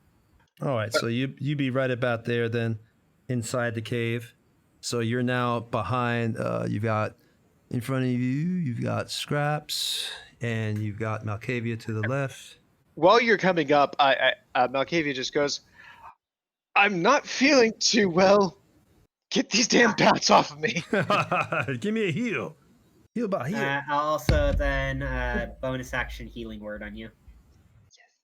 Which does D4 plus casting. maximum healing. So 7 points of healing. Max heal. Yes. Damn. All right. Damn. That is a good roll. All right, so he's got 7 more hit points back. So Thalaris comes around the corner. You know, he's in the cave with everybody, but he's kind of creeps up next to the wall, you know, and you see this white mystical light come over Thalaris, and he literally almost seems to lift this white light off and push it over to Malkavia, and it comes over Malkavia, and Malkavia feels a soothing just all over his body as his wounds begin to close up like he's Wolverine. And, you know, just, all the few of the bites that went to his head, a few of the bites, the one on his stomach. So now it's just a little trail of blood, but the wound is closed. So Malkavia is feeling a little bit better from that heal. And now it is Mr. Hans Sullivan's turn. All right. After hearing Faraday's idea, I will yell out, "Everyone, cover your ears!" And I will cast a minor illusion, creating a screeching sound that will last for a minute, and trying to disrupt their sonar as much as I can to disorient them. All right. Trying to see what role I could use to see if that works on them. You know, because there's nothing up here. It says echolocation. I like your idea. I agree with it that it should affect them because they have, you know, maybe enhanced hearing and keen hearing. So I'm just trying to figure out what would be a good role. Let's go ahead and go with... Might blind them effectively, so they have disadvantage on attack rolls. Yeah, and performance would probably get rolled for that. No, maybe. Or like a wisdom save, probably. I feel like it would be a con save because you're literally battering their eardrums. Let's just do a con at 10. Oh, Nice. they just failed. All right, so that sound, you know, all of a sudden, do you want to describe it? Your cool move? Just go for it. Interject. Shouldn't we all do con saves? Maybe. Well, he warned us. Yeah. Okay. Yeah, he did. He actually said that. He goes, everybody cover your ears. But at the same point, if it's going to be continually screeching. I use my reaction to cover my ears. Be a minute. But we don't use sonar to see. That's Yeah. true. Okay. That's hearing is. It'll just be annoying to us. Okay. That sounds good to me, guys. All right. So, you want to describe? Oh, you want me to describe? So, Hans goes around the corner. He goes to Faraday.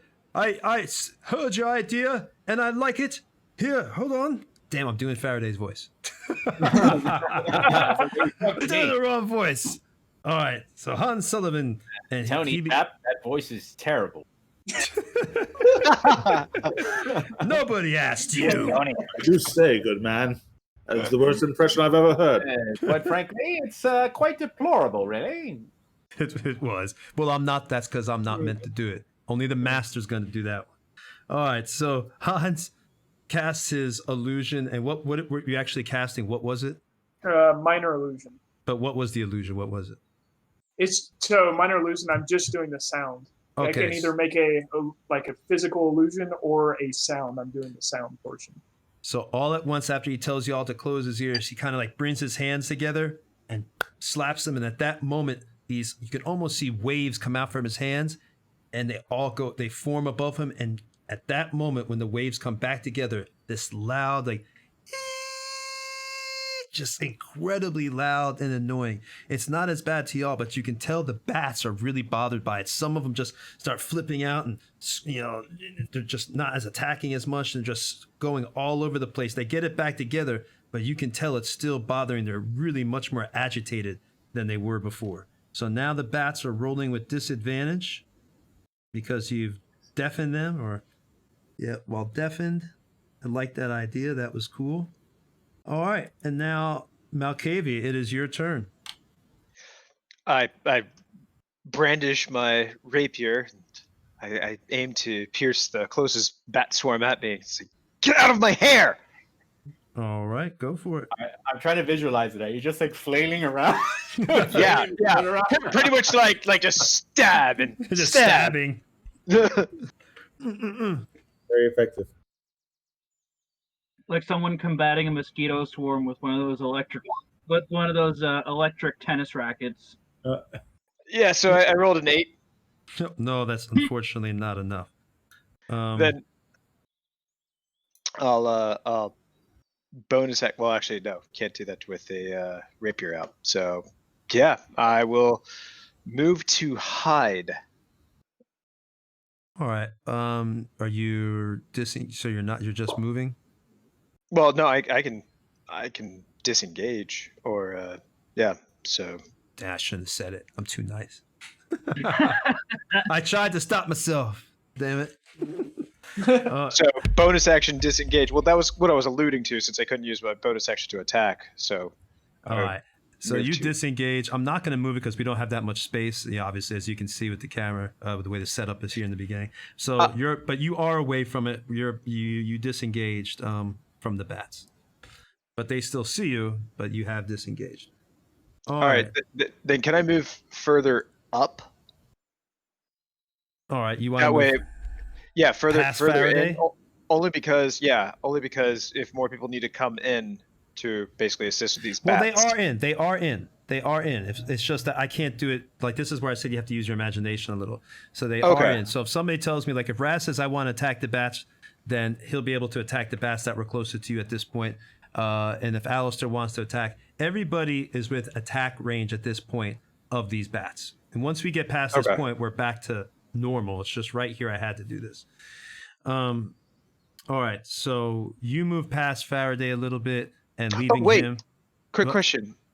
The bats are blinded, right? Yes. As you said? Well, they're Does that mean that- deafened, but they're rolling with disadvantage for attack.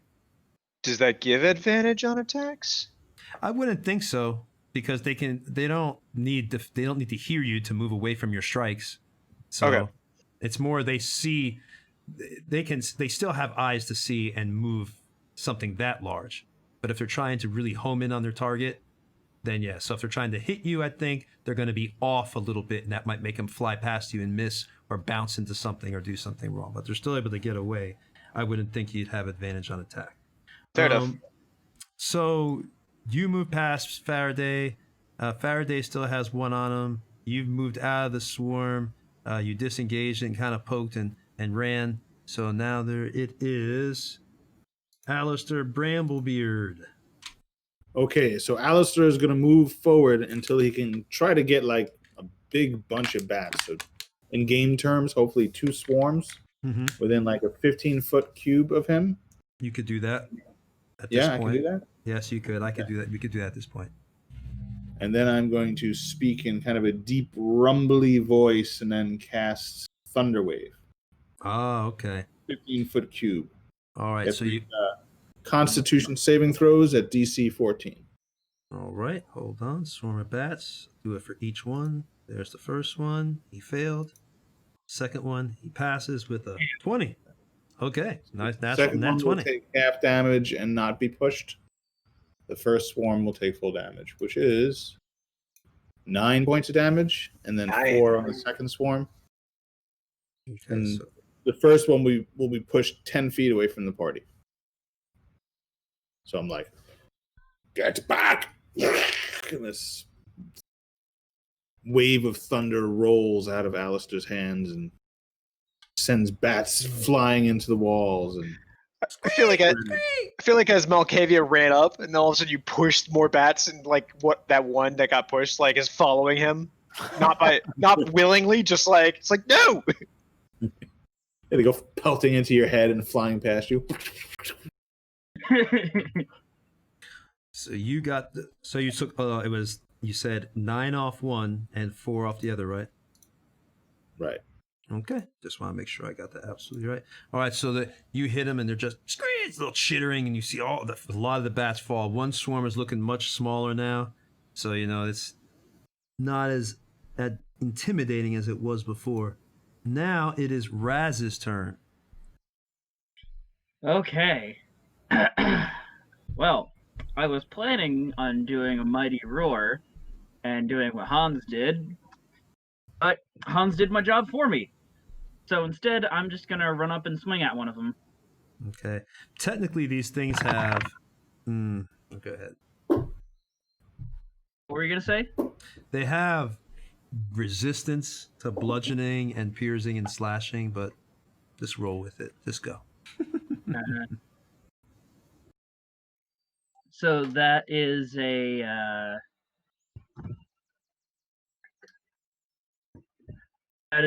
12 to hit. Oh my god, you just got it. All right, so just hit the bats.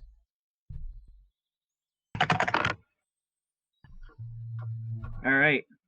That is 7 slashing damage. All right, so you were hitting the one. Which swarm are you trying to hit, just so I know? The one that was swarming Malkavia. Okay. Well, there were 2 on him. He ran out. Which one was like had a few bats, and then one was like a full, just a little few bats had missed, were gone. But one only has a few bats left, like a smaller swarm. Yeah, it'd be the one with the smaller swarm, just to try and finish that off. All right. You are able. There is like maybe 2 or 3 bats left in that little swarm. At this point, you go in there with a mighty strike, and you're able to just, cut a few bats. They're all grouped together, and you just slash through, and bat bodies go chopped in half, falling to the ground as you just slash away at these things, and you see the bats just falling, hitting there. And now, a few of the bats, as they hit the ground, you see the bodies still moving from the nervous twitch reaction, like the little legs kicking and the little wings flapping.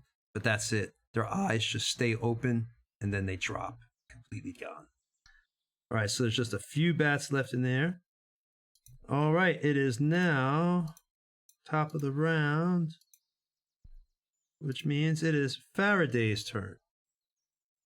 Okay. So Faraday will see the small called swarm of bats, and he will use his torch to try and sear them with the torch. All right. Yeah, because you still have bats on you as well. You have one on you, and there's... All right, so you're trying to get the small one. Go ahead and... What am I rolling here? What is this like? I know it's like an improvised weapon. Oh God, I don't know. I'm trying to remember what 5e like improvised weapons are.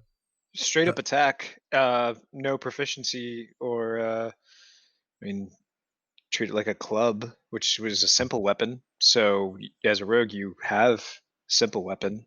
Yeah. However, straight up attack with no proficiency would be. Well, no, I would say straight up attack with proficiency then, because it is a simple weapon, but you can't add a modifier because it's not finessed. I say I would prefer just if it's because just go with improvised no proficiency though. I think that's better because it's just he's throwing a torch. A torch really isn't a club. It's I don't get the feeling it's a club unless the stream disagrees. I'll do an unarmed strike, which is you 0. hit anyway, so you're good to go. Yeah. So it doesn't matter. All right. So damage. What do I roll for damage? Just D4? roll a I was just about to say just roll a D4 because it's just a basic fire damage, almost like alchemist pot or something you're throwing at the thing. All right.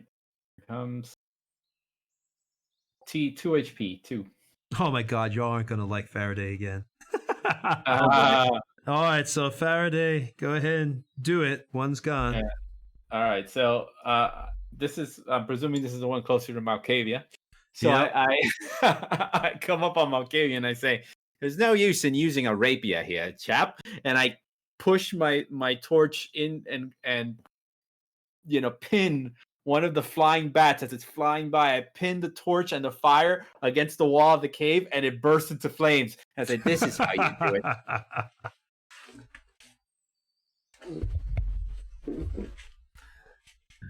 That's turn. You wait till I get more spell slots, and I don't have to conserve them as much. So now Malkavia has burnt up some bats. Faraday. I'm sorry, but Faraday. What am I thinking? You had said Malkavia. I'm thinking about Malkavia has 0 at this time. Oh, Faraday will be sure to remind him of that if that happens after the battle too. It still only counts as 1. That still only counts as 1. All right, so we've got bats. Ooh, one just fell off again. Let me fix it. There we go. So now it's the bat's turn. Now this one's going to go after Faraday. It's not as big of a swarm, but it's still a little bit up there. So it's going to go after you. It comes in to bite. You see them all skittering towards you. They start swarming around Faraday. You still have your torch out. Oh no, you just used your torch. So you don't have your torch anymore. So you just use that, so there's no disadvantage anymore for the bats trying to bite you. Wait, no, hold on. There is disadvantage because you still have the screeching. Oh, that's right.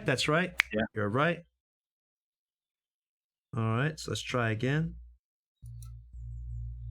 Unfortunately for you. Yeah. But not much. All right, Yeah. so they swarm around Faraday.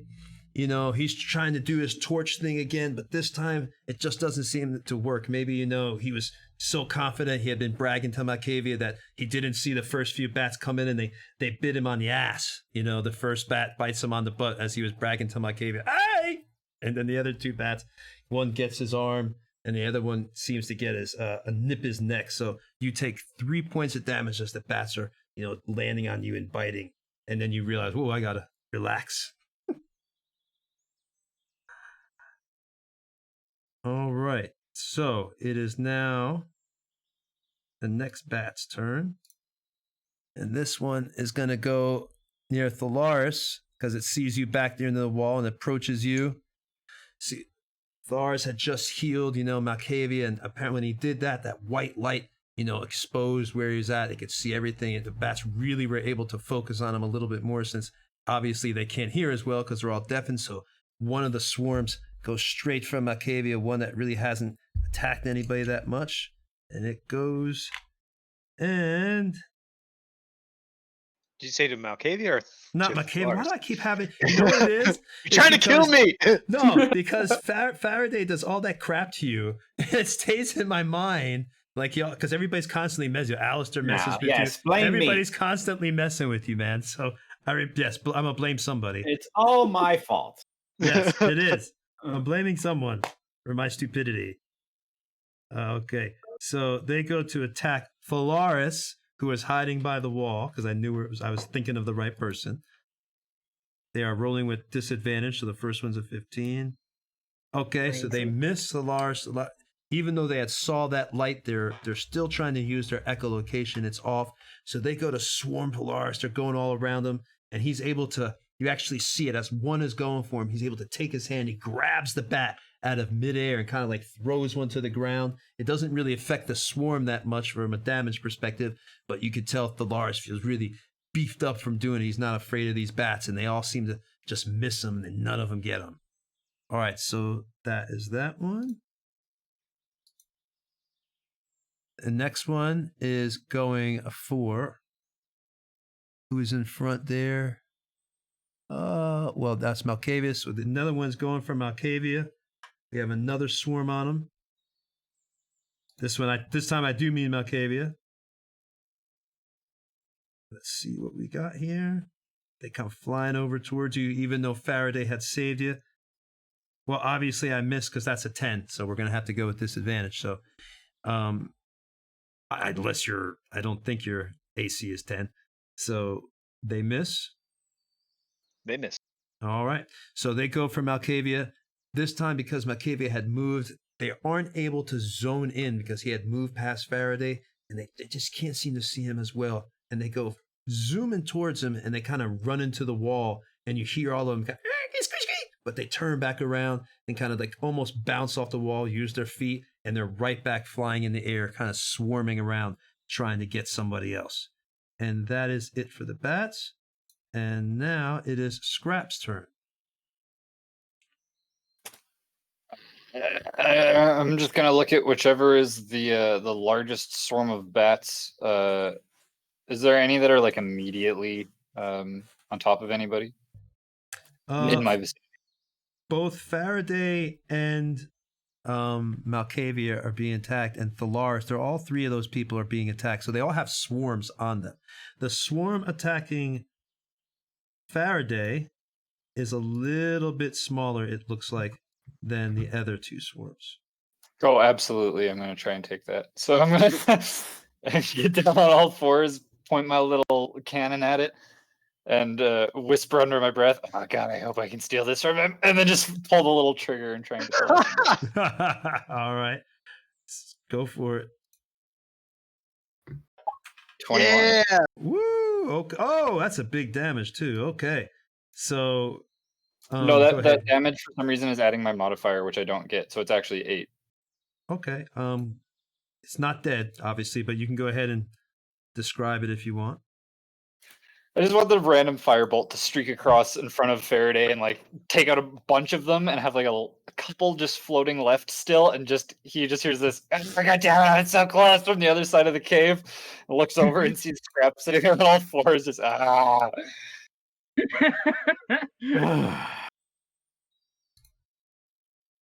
All right, so that was Scrap's turn. A few bats have gone down, but they're still up. And you did -8, so yeah, all right. But you see a good chunk now as you did that firebolt. All the I bats weakened them for you. Yes, they're significantly weakened now, which means Faraday's going to steal your kill, or Malkavian will. Yeah, Faraday and Malkavian is going to jack it. Just give me the chance. Just give it to me. It's going to jack that kill. All right, so now it is Thalaris' turn. To just move towards the group away from the bats that are currently attacking me and take the dodge action to impose disadvantage if they try and attack me more. Well, they're already on disadvantage because they're deafened. But you fair. can still dive if you want. Yeah, I'll still do the dodge. Okay. I'm not going to move you too much so you can stay on the screen. But I know you're over here. You're safely. You kind of got out of the way. Now the bats, they're going to take a attack of opportunity when you're moving away from them. Okay. So gotta remember that to be a meaner DM. Since I hear I'm too nice. All right, so they take a quick little bite. Let's see what they got. Did they get you? Let me see. And yes, they did. They had 19. You take 3 damage. So it's the Lars. But don't they have disadvantage? Oh, that's right. What am I thinking? I was What am like, I thinking? holy What am I shit. thinking? What am I thinking? Oh, okay. So Hey! so they don't get the Lars. See, the DM messes up all the time. All right, so all the time. So they go to the Lars. He looks. He's moving his hands, pushing away his bats. He had just grabbed one and almost squished it. He was going to Aussie it and bite its head off, but changed his mind.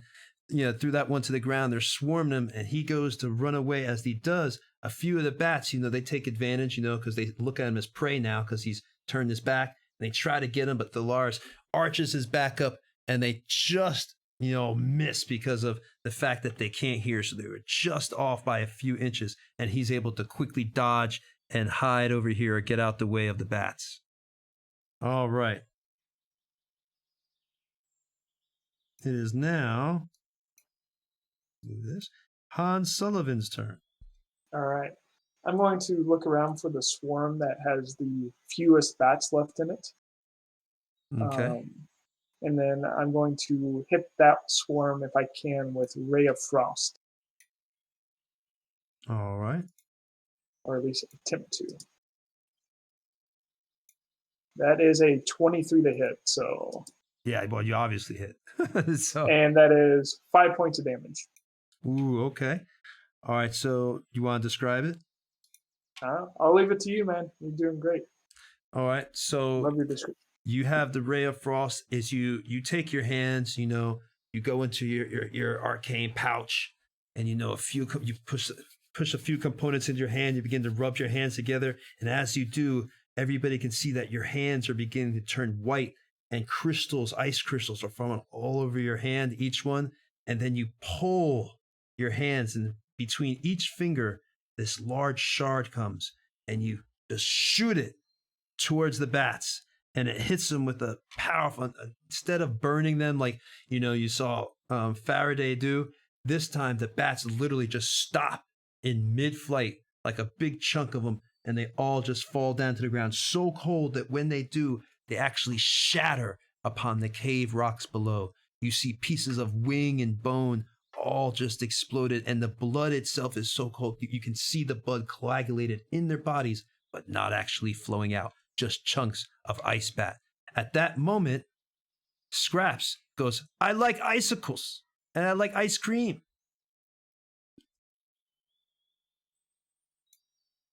Uh-oh, did we lose sound? So we're still here. Oh, you're good. Okay. So All is right. it is that it? Is it dead? No, it's not dead. It's still Oh. up, but it's very, very weakened. Like, there's very few bats left in there at this point. So now it is Malkavia's turn.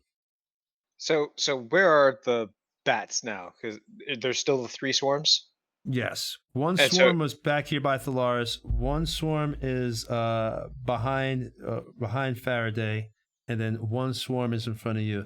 The swarm that's in front of Faraday is the one that got hit real bad right there, so it's almost down. So, And- just question: if I were to get on the opposing side of the bats where Faraday is, would that be flanking? Well, it's not a humanoid creature. You can't. I thought you Well, had to be you're- a humanoid to flank. As a rogue, if they're engaged, if they're within 5 feet of me, you have sneak attack. Yeah, but I'm talking about flanking for just if you're on opposing sides of anything. Yeah, I would think that flanking was something that had to be a humanoid creature. It has to have a back. The way I remember, even in second, I do remember this. It has to have a back that can be flanked, or something that you have to be able to flank it, because the bats really are flying around and moving. So even if you were to flank one creature, the swarm itself is a swarm. It's multiple creatures. So I really can't say that would be a flank on the bats, because it's not a singular creature. Do you see what I'm saying? Understood. All right, then I will bonus action disengage from the swarm that's on me, and I'm going to run up to where Faraday is with the rapier still, and just lunge and try and skewer the remaining bats on him. All right, go for it.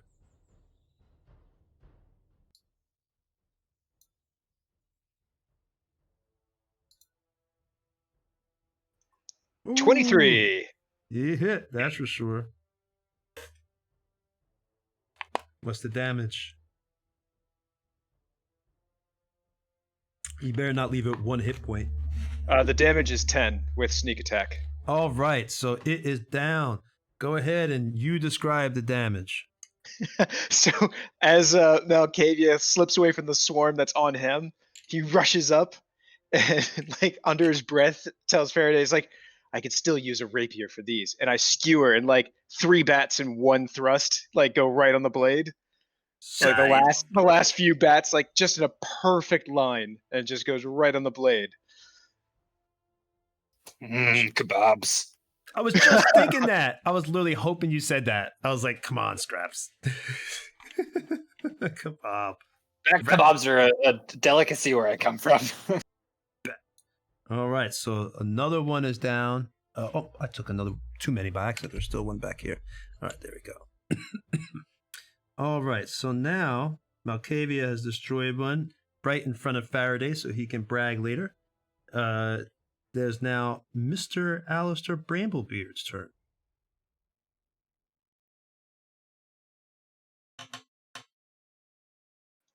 James, you're muted. Yeah, I think James must be muted. Are there 2 swarms left or just one? There's 2 swarms here. I'll put this more on the board now because now we have more room. So we have 1 swarm that was in front of Malkavia, but this swarm is kind of still behind Faraday and near Scraps and everything. And then we also have the one that disengaged that's kind of now behind Malkavia, but he had disengaged, so it's just going to come for him. It sees him and everything. So you have 1 in front and 1 behind. And where am I? You are, now that we can move around. I see a my little bit. miniature. My miniature is up on that hill there. I know, but in reality, I'm sorry. I'm so sorry. I didn't have enough space to build more cavern. Right there. Okay. But- So obviously, I'll just do. Let's see. I will take out my cudgel type staff, and I will cast Shillelagh on it, and I will just do a melee attack All right. at the swarm.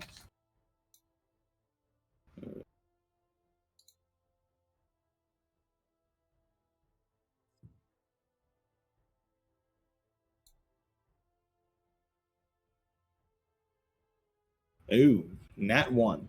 Damn. All right. Do you want to describe your nat one, or do you want me to? No, This I think glorious swing. you deserve the pleasure. All right. So How do you wanna do this? you had a cudgel, a kind of a cudgel type weapon, right? Yeah. All right. Thick So Alistair comes to his, oh, the Dutch, get out of the way. I can handle this. I know what I'm doing. And he casts, you see, he uses his druid magic, and from his hands, they turn, and for just a moment, each finger becomes like a branch. And then the branches grow together from each finger, and they twist and they wrap around the leaves and branches, forming right inside of his hands an actual, looks like a club, but a club that shines with magic. And, you can tell it's made of, looks like pure wood, but it's also got everything else in it as well. Leaves, a little bit of, you even see ants crawling through it. So it's kind of natural weapon. He goes to strike, with his great weapon, goes to strike the bats. He comes down, the bats completely move. He accidentally trips Alistair, and the cudgel goes right up, hits the nuts. Me sack. So classic nat 1 nut hit. You don't take any damage, obviously, but right now you're looking really embarrassed in front of your party. Faraday notices, oh, don't worry, it was a small little targets there. I can't do your voice the other scene. All Right, the dingleberries. Dingleberries. Steak. All right. You look at it all. So now it is Raz's turn. Raznor. Okay. And you're right behind this swarm, just to let you know, Raz. You're right here behind the swarm. Now that we can move some stuff. There you go. To make that swarm have a not nice day. Yeah. That is a 19 to hit. Oh, you got it.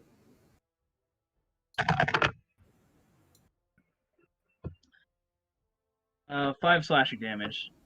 All right. So that one hasn't taken any damage. So, you got this full swarm in front of you. You come down with your sword again, and you saw, you already saw the bat kebab. You seen burnt bat. You seen frozen bat. So you're trying to slash, and this time you kind of take the side of your sword, not the actual edged part, and you kind of take it and you do this huge, long, almost like baseball type swing. And when you do it, it literally smashes and squishes some bats against the side of the cave wall. As you do that, you take your sword, and everybody can hear it as you're like scraping your sword against the wall to get the bat guts out. And then you shake it, and you see all these little pieces fall on the ground. And you did 5 damage, you said? Yeah. -5. Okay. All right. And now it is top of the round, back to the gentleman. Very much so. So what is the situation? How many? We have two swarms. 2 swarms. I will attack. I will look at Malkavia, draw my rapier, and attack the swarm that is behind him with my rapier. All right. There you go. Ooh, okay. So you hit 16, yes. And I will roll damage. And that swarm behind Macavy was a full swarm. The one. Yeah, so that's fine. Is it sneak attack since it's engaged with Malkavia, or? Well, he had disengaged. He had disengaged. Well, but if he's within 5 feet, the sneak attack still works. Okay, then yeah. If that's right. what it is, all right. So then 13 points of damage. All right. So that's a painful hit. Yeah, and then in one move, after skewering 5 bats with my rapier, I will whip out my dagger and slash at another one.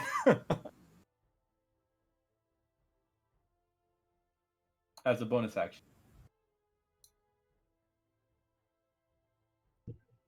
I didn't know you could do a second attack like that as a bonus action. I can do two weapon attacks, right? You can, but a rapier is not a light weapon. It's finesse. Yeah, it's Oh. finessable. It's finessable. If you had 2 daggers or 2 short or swords. Oh, a okay, light, never or a mind. light hammer. Yeah. Or a light hammer. Never Or mind then. Never mind then. What about no? It doesn't. A whip isn't a light weapon. Okay, never mind. I will be satisfied to at least have skewered 3 of them. Yeah, he put a hurting on him, man. 13 points of damage is no joke. But as long as the offhand weapon was light, then you could do it.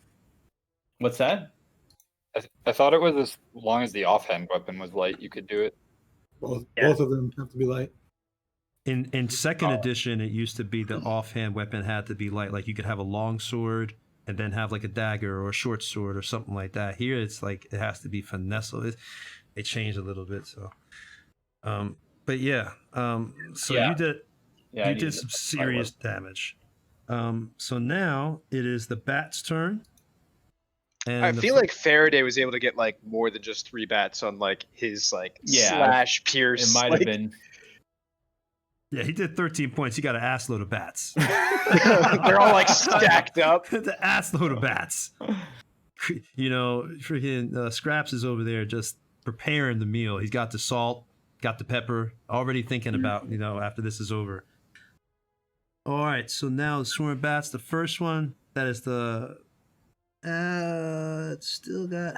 Okay, so yeah, it's going to try to attack good old Malkavia because that's the one it's closest to right now.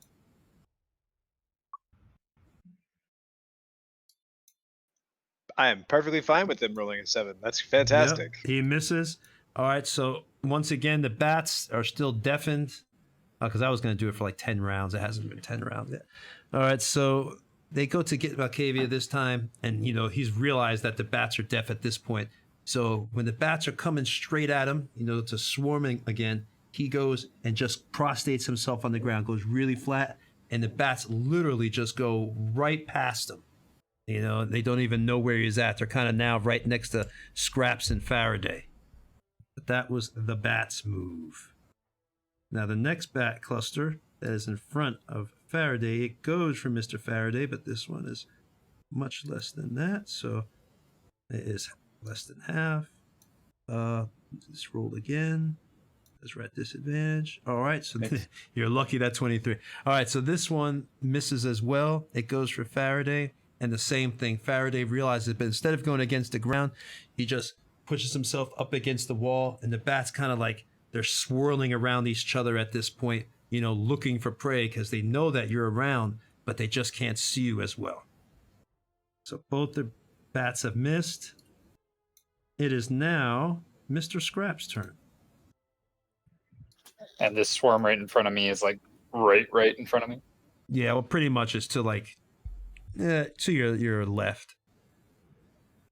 All right. I'm just gonna turn to the. Oh wait, no, they can't understand.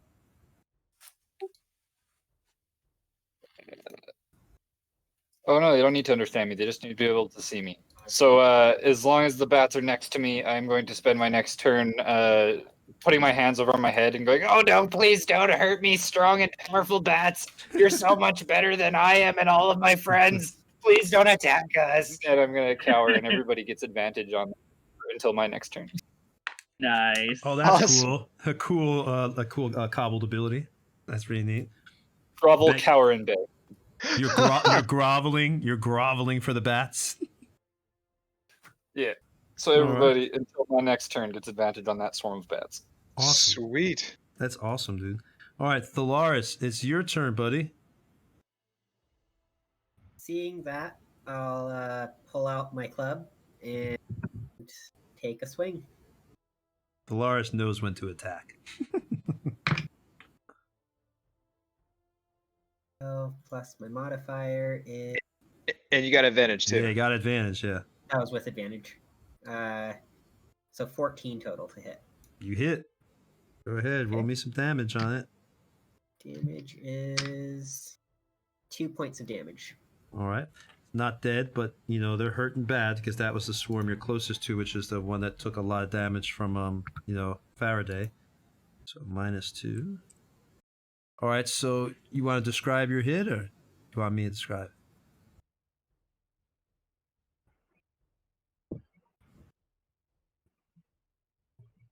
Oh, I don't hear anything. Oh, can't hear you. They're There we go. I'm not You- trying you to pull kill the them with a Faraday. sling. I'm just trying to do like batting them away from me so that they're not nearby.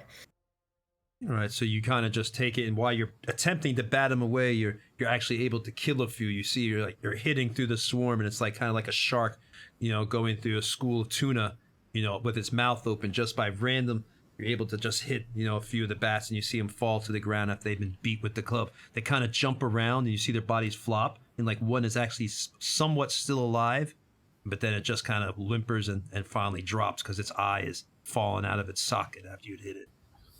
Ooh. Yep. So now the Lars had went. He's now close to it, so everybody's surrounding the bats.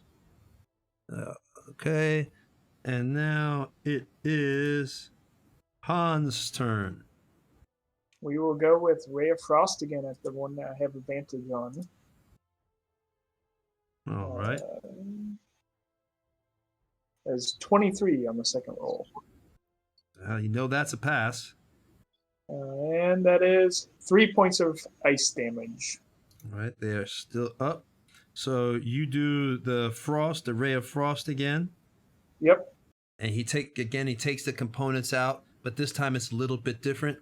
You see, Hans, he holds his hands up and he begins the air itself. You see around his hand, you actually see all the condensation and everything begins to form, and you see ice crystals in the air, and he holds both of them up, and above his head you see a huge ball begin to form of ice, and he just whips that, and it goes straight towards him, and it hits a few of the bats and smashes them into a pillar and a stalactite, and one of the bats literally gets skewered by the stalactite and slides a little bit down. There you go, Scraps. Some more bat sickles for you. Oh, I gotta enjoy it so much. He's already getting the bag ready. And now it is Malkavia's turn.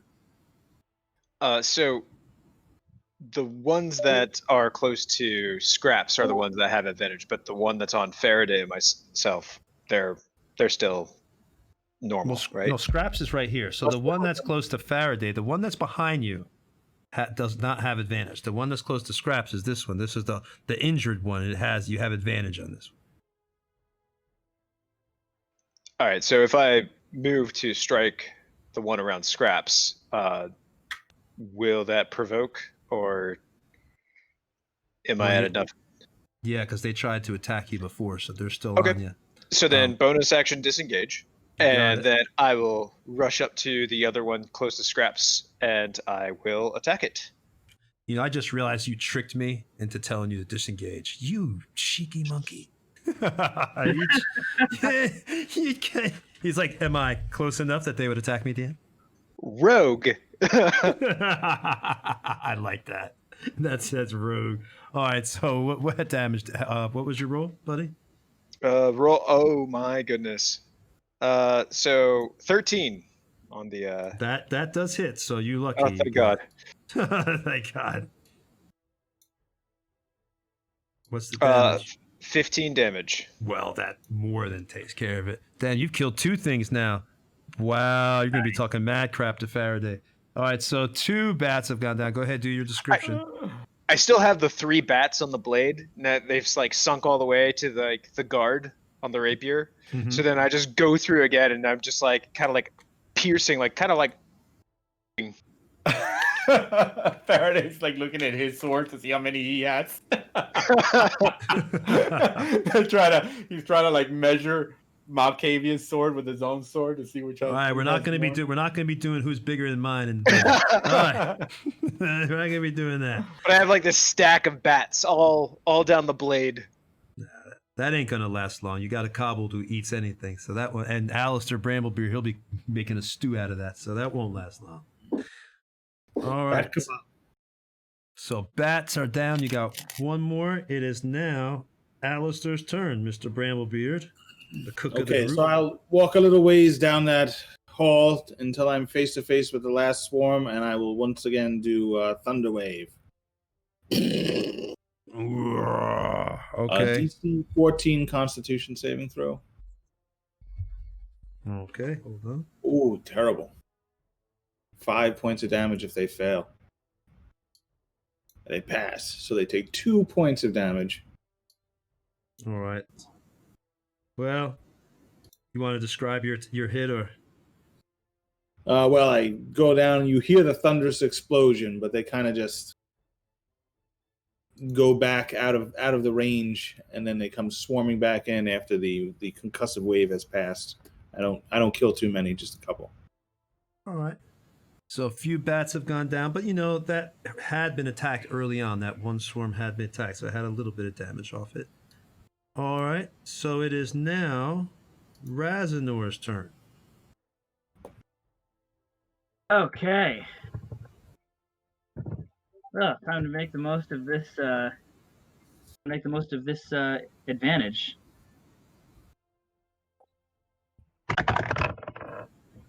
Thank God.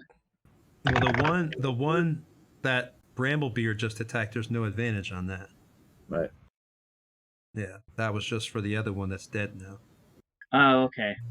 My mistake.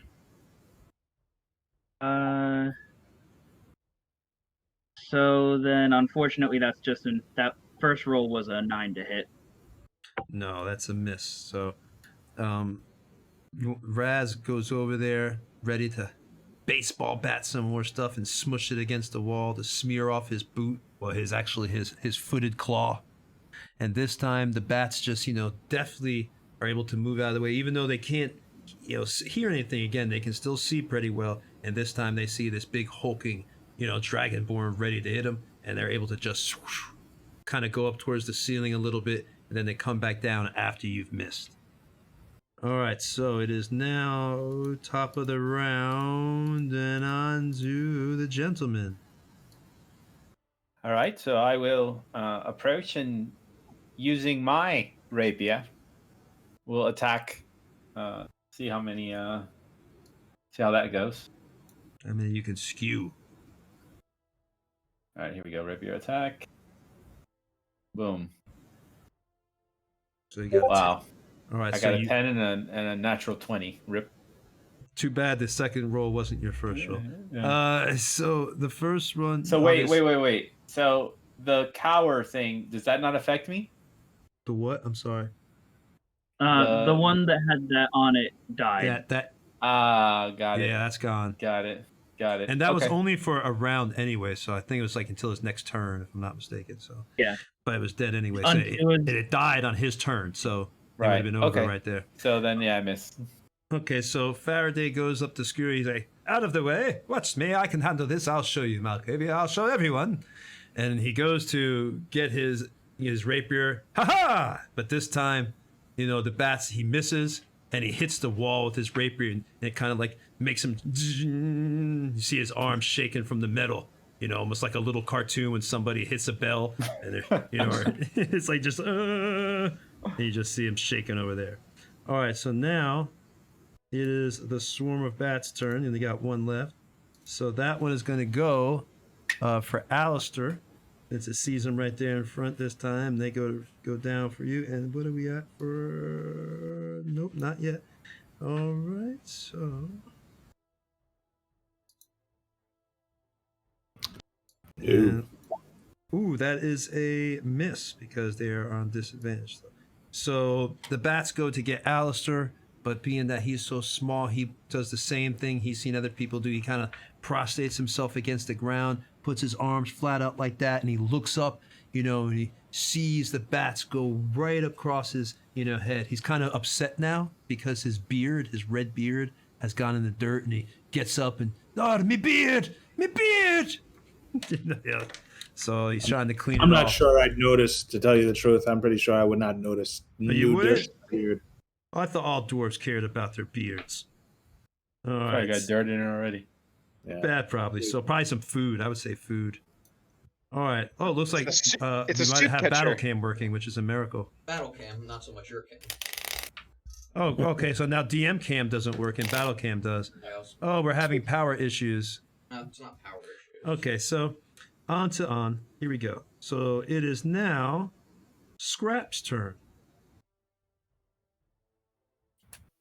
It looks pretty cluttered down there. I'm just gonna pull out the bat of holding and start picking up bats and throwing them inside. You're not even gonna attack. You're just gonna go get food. God. It looks a little crowded. I'll stay back here and wait. If anybody gets hurt, come and see me. And I'll just like hold one of my little syringes in case anyone needs healing. But yeah, I'll start collecting the bats across the ground. There's got to be a good few of them. I'm just gonna start hucking them in the bat of holding. All right, so you're picking up bats. That's your turn then. It's now Thalaris' turn. So there's one swarm left. Yep, one swarm. I'm going to pick up a few bats and toss them over at Scraps.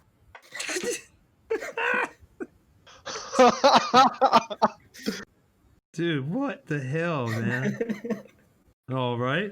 Priorities. Well, stream. I know you can't see my face right now because of crazy cam stuff, but if you could see it, it's definitely in shock that the party has decided to click bat parts.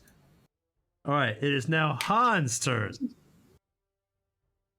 Don't you do it. Don't you do it. Don't collect back parts.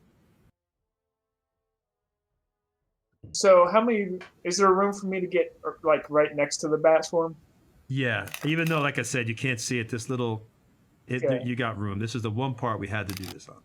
All right. So I will go stand next to him and just be like, Malkavia, you've got this, and I will perform the help action to help Malkavia. Like, rack some more scores up. I thought you were about to say, it's like, you got this. I gotta go get bats. What are you trying to help him do? So I'm just using the help action to give him advantage on his next attack. I'll kind of like swat at the bats use the to get help their... action for that? Because I wouldn't think that how could the help action help someone else be better at attacking? It's giving up his whole action to. Yeah, it's distracting the bats. Yeah. It's one of the rules. Doesn't have to make sense just to roll. Okay, that's fine. Yeah, that's like, how do you help someone be here? Fight better, man. Fight better. It's like he's like over his shoulder, like, here, try that one right there. Yeah, that one looks really good. All right, so you're gonna help. Hans is gonna help Malkavia. All right, so Malkavia, it's your turn then. I kind of look back at like Thalaris, Scraps, and Hans, and I'm just like kind of in disbelief, like, okay, but like really quickly, like with all these bats on my rapier, I just kind of like hold them out really quickly to Scraps as he's like bagging them up. I was like, you just like take these, and just like slide it right off. Yeah, and then I just go to attack the bat swarm. Bat swarm. All right, go for it. Ooh, 24. All right, so you definitely hit the bat swarm. Flying around in the ceiling. Total of 9 damage. All right. Do you get sneak attack because there was Yeah, a he damage? did. Yeah, Yeah, that's added there. All right. Ouch. All right, so you go and you take your rapier and you are just able to get a buttload of bat kebab again. You see Malkavia comes by. He literally takes Faraday, and kind of like pushes him. Has somebody kind of like comes through the crowd, like big man coming through, and just pushes the other people aside. And then he takes his kebab and once again he's just all over the bats. Like, it's crazy. This guy's like Matrix in the bats. One here, one there, one there, one there. Cavy's just going off. All right. I looked down at Faraday. It's like, I had to reload here, so you need to catch up. Barely any bats left. It is now Alistair Bramblebeard's turn. All right, I'll try to shillelagh them again. Cast right. shillelagh as bonus action and then attack. Don't hit your bubbles. Yeah, that's so huge. They're always in the way. All right, AC you got it. You got it. And he's down. How do you want to do it? I just knocked the last few out of the air like. All right, they are That's enough all of that. down. All right, so you have knocked in your shillelagh. You knocked the last few down as the bats fall down. All right. It is over the battle. At this point, what do you all want to do? I'll start asking turns. We'll start from the top. Since you're up here, Alistair, what do you want to do? The battle's over at this point. What do you want to do? I nothing really. I mean, just take a look around, see who's injured. Take a moment to breathe. Kind of lean on my staff. Okay. I'm not injured, so I'm fine. Yeah. Yeah. All right. Raz, what do you want to do? Raznor is gonna kind of take stock of the his party members around him. See who's injured and how bad. All right. Who is injured? Malkavius is the most injured. I've got two. I'm down 2 hits. 3 hits. Malkavia is down 4, but he looks like he's at a 75%. Raznor will go over and give you 4 points of his lay on hands. You don't have to even roll for lay on hands anymore. That always trips me out. Used to be you had to roll for how many hit points you got. You're like, I got 1 hit point back. Son of a bitch. Appreciate that. All right. Gentleman Faraday, what do you want to do? Malkavia, really, the incessant boasting is really insufferable, chap. You really might want to try just bringing it down from the 11 to like more of a general 3. What? Because honestly, no one wants to know about your amazing feats. No one wants to hear about how many bats you skewered. So please, keep it to yourself. Oh my God. Faraday. Don't just Hello, Pot. just Petal. You are black. I have no idea what it is you are speaking about, sir. Oh, you have spent There's no reasoning with it. You have spent this entire trip boasting about your exploits across all of Faerun. Boasting? Boasting? I was merely recounting things that have actually happened to me. I don't understand what you're talking about, sir. Boasting? Really? Insufferable, really. Insufferable. And now you're getting on Malkavia's case about it. Well, he is constantly boasting, is he not?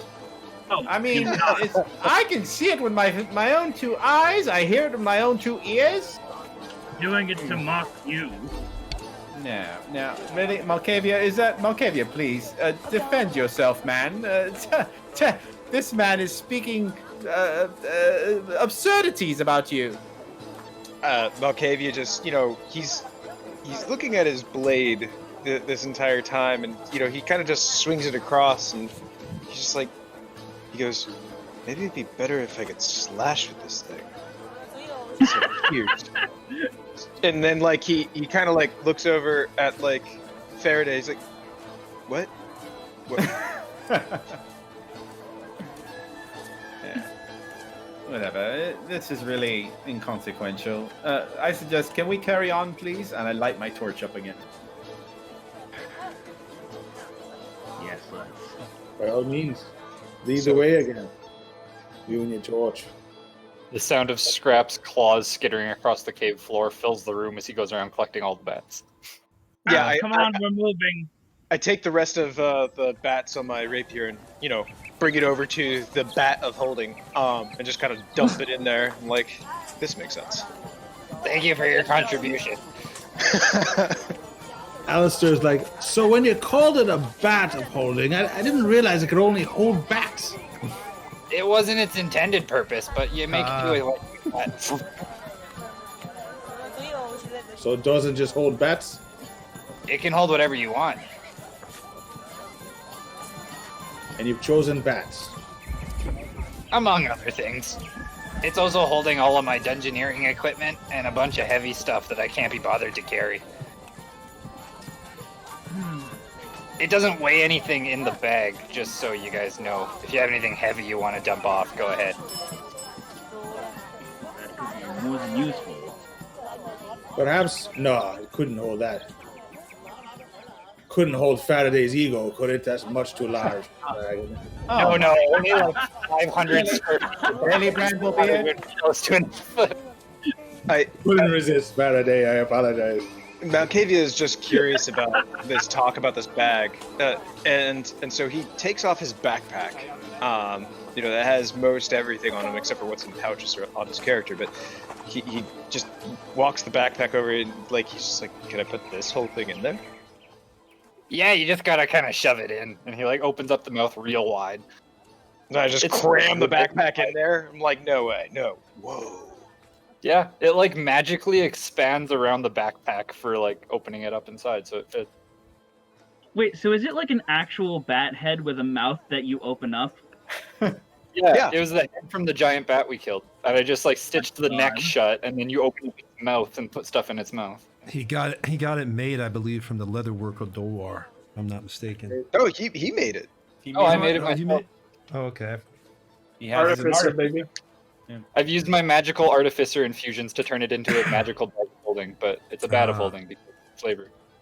So I will say, Hans during this has cast mage armor on himself, but then also while everyone was kind of teasing Faraday about bragging and whatnot, he will make a kind of a dumb hand-sized crown appear with prestidigitation on Faraday's on top of his hat.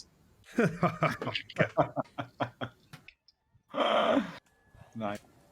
Not telling him, but just so everyone else can see this small crown that just kind of looks a little dinky on his head. Malkavia, Like a freaking Burger King crown. Malkavia walks by Faraday, gives him a little pat in the back. She's like, "You're looking good," and then just kind of starts searching the area to find where the cave ends. All right. So you're just going to search the back. Let me ask if just some people what they're going to do that before you do that. Phalaris, is there anything that you want to do? I'm just collecting any leftover bats to hand over to Scraps, and then I might munch on one of my berries. All right. You mind if I have one of those, chap? Sure, you can have a couple if you want. One'll do. Okay. Hans, is there anything you want to do? 1 hit point per berry. Well, Just the mage armor and the prestidigitation crown is all I need to do. And Phalaris has handed out good berries. Is that what he said? He's handing out some good berries? Yeah. Yep. God, that spell has been around so long. It's so old. All right, so who y'all are now? What you see that the battle is over. All right, you've got a torch up, and for people that have obviously dark vision, they don't need to worry about that. They can see. But basically, as you travel a little bit farther back into the cavern, you come to this looks like it's a dead end. There's nothing here.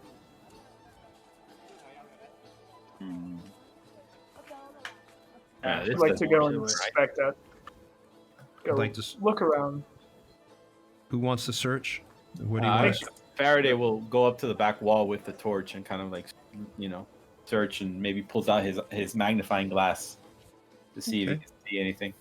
Malkavia was already doing a search, so yeah, if I could assist him. Okay, who was doing the search first? Malkavia first, and then I think Hans and Faraday both joined in. Okay, so Malkavia went to do the And so search is first. Rasnor. Let's start with Malkavia. Malkavia, go ahead and give me a perception roll. 10. Check.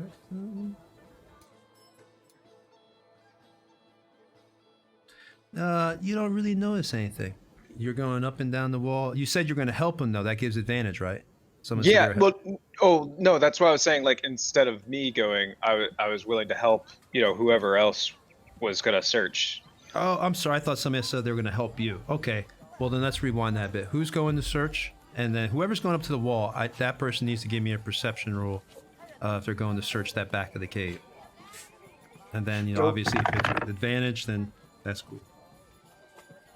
Go for it, Faraday. Assist somebody with my vision. What about I'm gonna roll. Wait, what about advantage? I'm using my magnifying glass and I got a 17 on the advantage roll. Okay, Faraday, you notice, since you got a 17,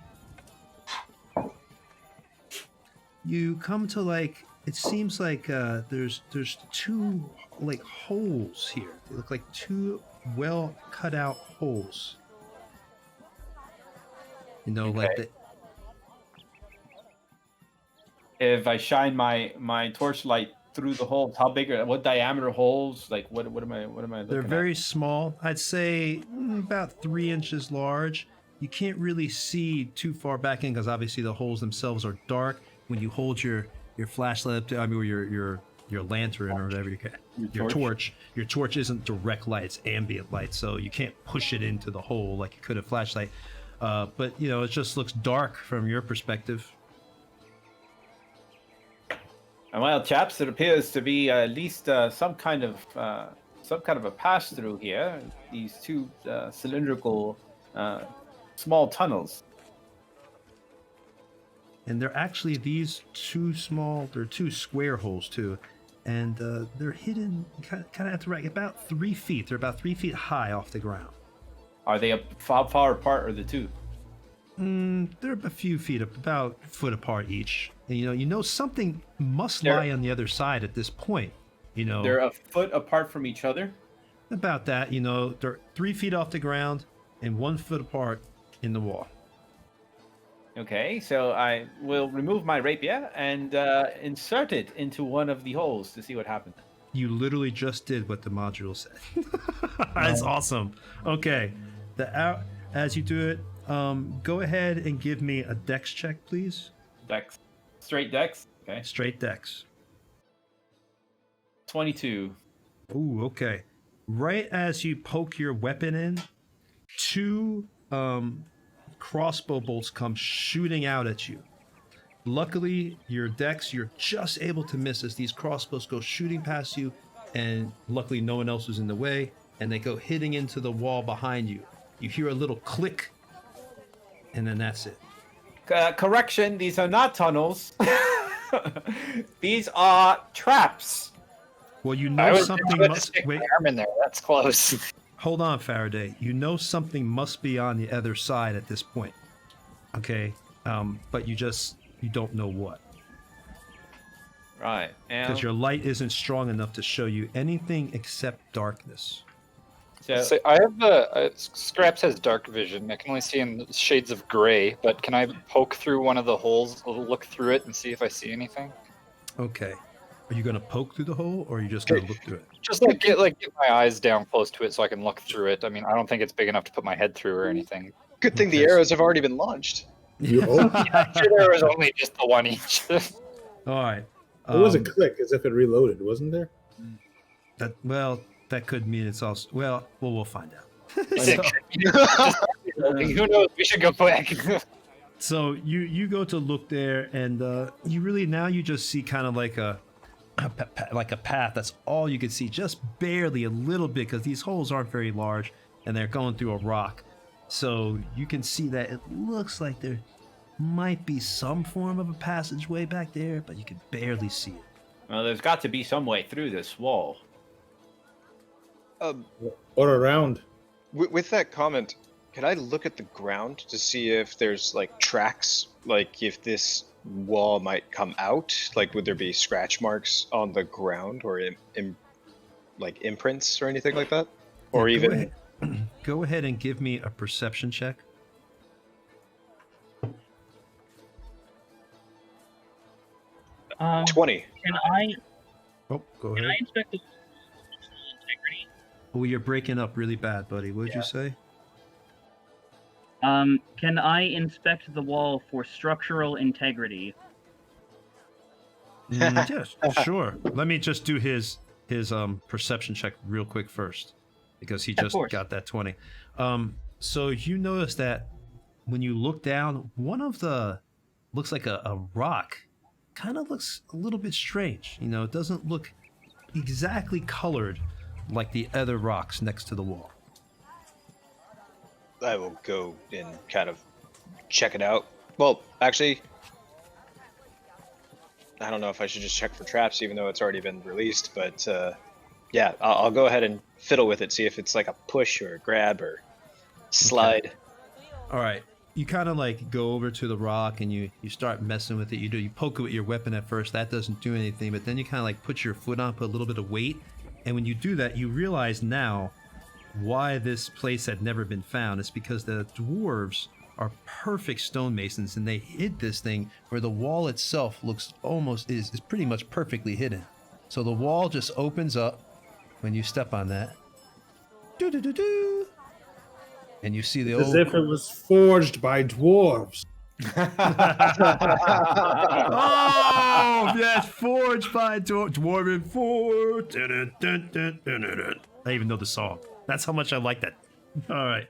So you do that, and you're able to, you see that the crossbow on the other side, what was there, it's empty. It doesn't have any more crossbow bolts in it, so it looks like whatever mechanism or trap had been there, it was only good for one time. All right, as you pass away, you notice that the hallway. Let's see.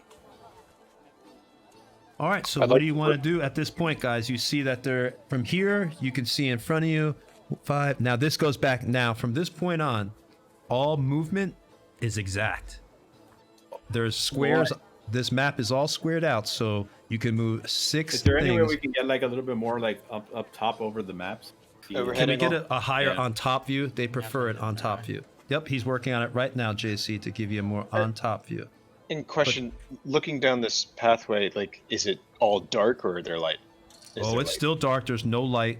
Characters with infravision can see well. It looks like from the ceiling, there's bits of dust constantly falling. From the ceiling itself. This place is old. You see bits of rock, there. Let me take this crossbow bolt thing out here. Okay. So, stuff. Faraday can't. He's halfling, so does he have dark vision? No, he does not. That's why he has I torch. just have my torch. All right, so I kind of motion for everybody to just kind of just hang back for one quick second, and as soon as I want to kind of go in there, and then I want to do a quick check for traps. Okay. Specifically. So how far are you going? I have dark vision, so can I see, decently within there? Yeah, you could see up to the front. You actually see there's a door. If you go far enough, you can see from right here. You can actually see 5, 10, 15, 20, 25. You have, what's your dark vision? 60 feet, right? Yeah. So yeah, you can see that there's a door, an old, looks like wooden door with iron bands going across it with rivets holding the iron bands to the door itself. There doesn't appear to be a doorknob of any kind or anything like that. It just looks like a door you could push open. Okay, then I would like to check for traps first. Okay, where are you checking for traps? Are you going up to the door? I'm gonna check the floor leading up to the door. Oh, you've been watching the damn stream. What? No, I didn't even know you got this far in the other stream. No, that's not on top. All right, so you're checking the floor. Go ahead and give me a perception check. With advantage? Why are you getting advantage again? Because I'm checking for traps and I'm really good at it. No, it's not. All right. You look at it. You don't notice any wires or anything like that, but you do notice that the ceiling in front of you, it just looks like there's sand, a little trickle of sand is coming out of the ceiling in front of you. Okay. So I rolled a 14 for the perception check to check for traps. Oh, I thought that 16 was your roll or whatever with it, or 20 was with the advantage. All right, well, you still with advantage, or with 14, I'm sorry. I thought the 16 was your roll, and the 14 is actually your roll. Well, you still would have saw it, so it's good. You still notice a little bit of sand is coming from the ceiling when you're looking. Like a little trickle is just coming down, between the rocks. So it looks like there's something holding it up, holding back dirt or sand or... All you can see is it looks like the ceiling. There's cracks, a little bit of cracks in the ceiling, and there's just sand, little, just barely, a few grains. The only reason you notice is because your elven eyes are so good. They caught just a barely glint of light off the torch that Faraday is holding all the way in the back, and it just reflected back at you from that glint of sand. That's why you saw it. I kind of speak back to whoever's closest, and I let them know what I'm seeing. You know. That would be Alistair. All right. Let me take a look. I'm going to take a look. Can I do a perception? Yeah, you can do a perception. Can I assist? Yeah, Let's move my torch up forward so he can see more. Sure, you can do that. All right. Ooh, 25 and 21. All right, so it's the same thing. You notice the sand. So Faraday's up here shining the light for you, and Malkavia's behind you now, and you see the same thing. You notice that there's just this little bit of sand now. It seems to be now in two spots though, like there's more sand falling. Does it look like a trap, like a man-made thing, or just a natural hazard? I don't know. Don't know. How would I know? Yeah. So Sam coming down. So Faraday will take a pebble off the ground, the rock off the ground, and just skip it across the floor towards the door. All right. A pebble? Yeah, a rock. Small rock. All right. As you do that, go ahead and give me a dex save real quick, Faraday. Dex save. Right. All right. 16. All right. That I moved you up just a little, just for show of this. Faraday, you passed it, but as you do that, like right as you do that, it's not gonna work. Oh, because I have it too tight. But this is actually a pressure plated trap, and you notice. Like we can't see anything because your hand is in the way. Yeah, I know. I know. But the darn, I just had two little rocks fall off the side. It's supposed to be a pressure plated trap, but I have that map is so tight I can't get the things to jump. But the two pieces of rock, you notice that right as you do that, you throw this pebble off, and the ceiling starts crashing down. It was just about to fall for whatever reason. Maybe when you open that door, it hadn't been opened in so long, whatever the case may be, you just move the earth enough that it starts crashing down. Now, luckily, you're able to just dive out of the way, but that area now, just those like that 10-foot area is now difficult terrain. Faraday actually is ahead of the difficult terrain. He's now right in front of the door. And I'll take these out of the way with my big hand. But you know that area in front of you, up to the door itself, is difficult terrain. Because a rubble has completely crashed in there and tried to fall on Faraday, and the rocks of sand, rock, everything from above. I guess you found the trap. The camera stream on the stream looks frozen. The dungeon maps. Yeah. Hitting the 3-hour mark right now. Uh-oh. We got another freeze problem. Yay. Well, it's fine. It's good. Oh, no, it's fine? Okay, good. Well, that just keeps doing that. Your hand, but It looks like there's a delay or we're something. done anyway. We're about to be at 3-hour mark. Yeah, we're about to be off in a Literally, second we're not- anyway. Yeah. That's because my hand keeps going in there. I just want to get them all up to the door a little bit. So what do y'all want to do at this point? I think if that's the end of this for the evening, I think we're Yeah, at the with door. with my frozen hand. Here. Yeah. All right, so yeah, we will end it right here. I wanted to show the stream something real quick, give y'all a little sneak preview of what we're going to be having for the good team. So everybody hold on 1 second. Well, the DM cam's not working, so. Is the forest cam working? Forest cam, yeah, indeed. Yeah, that's what I want. I just want to show them an overview of the map real quick. So if you could just switch that to the forest cam. So I can show people there's LED lights and all sorts of cool stuff.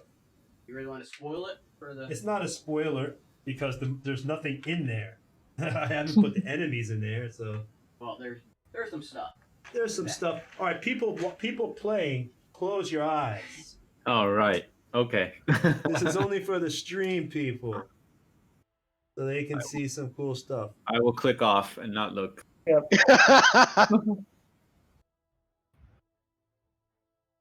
As you can see, I've built out the entire map square for square right out of the module.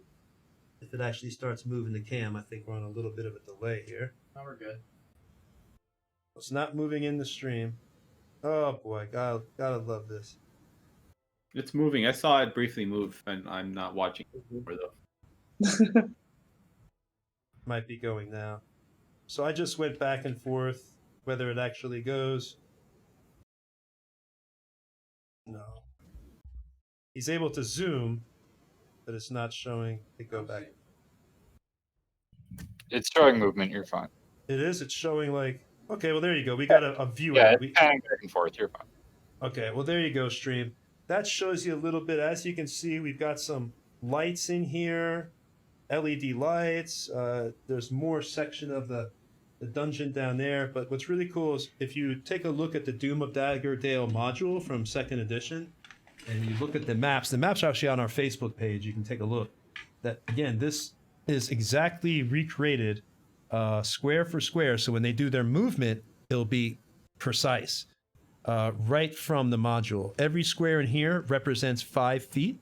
So if you want to count, you can actually tell yourself in feet how big this dungeon is. Again, we got LED lights. We got a bunch of really cool stuff in here. So tune in next week and you'll be able to see all this. And if you can subscribe, great. I don't know how many subscribers tonight we got, but I know we didn't get 5 or I would have had to dress up and dance and sing karaoke. So that did not happen. So we must have not got 5. But we appreciate everybody watching. Remember, you have, if you can follow us with your Amazon, if you have Amazon, you can actually get a free sub every month with the Prime. So you could actually do that would be helpful to us if you just want to give us a sub, with your free Prime sub, that'd be great. And if you've already subbed to us with your Prime subscription that you get for free once per month with Amazon, don't forget to just renew it. Join us next Friday at 6 p.m. and you'll be able to see the evil team. I know the stream says this is the good team, but I have to go change the title. We always don't get to do that till after the stream. I do apologize about that. So yeah, you'll see that. And don't forget to support Dwarven Forge, Monkey Paw, Stat Trackers, James, Alistair Bramblebeard. This is his company. So please, and just, whatever you can do, just tune in and watch us next week. We thank you all and we will see you all later. Bye-bye. Bye-bye. Wargaming just got here. Well, we're leaving Wargame, but we love you. I promoted you in the beginning. Are we off, Lonnie? I think we're off.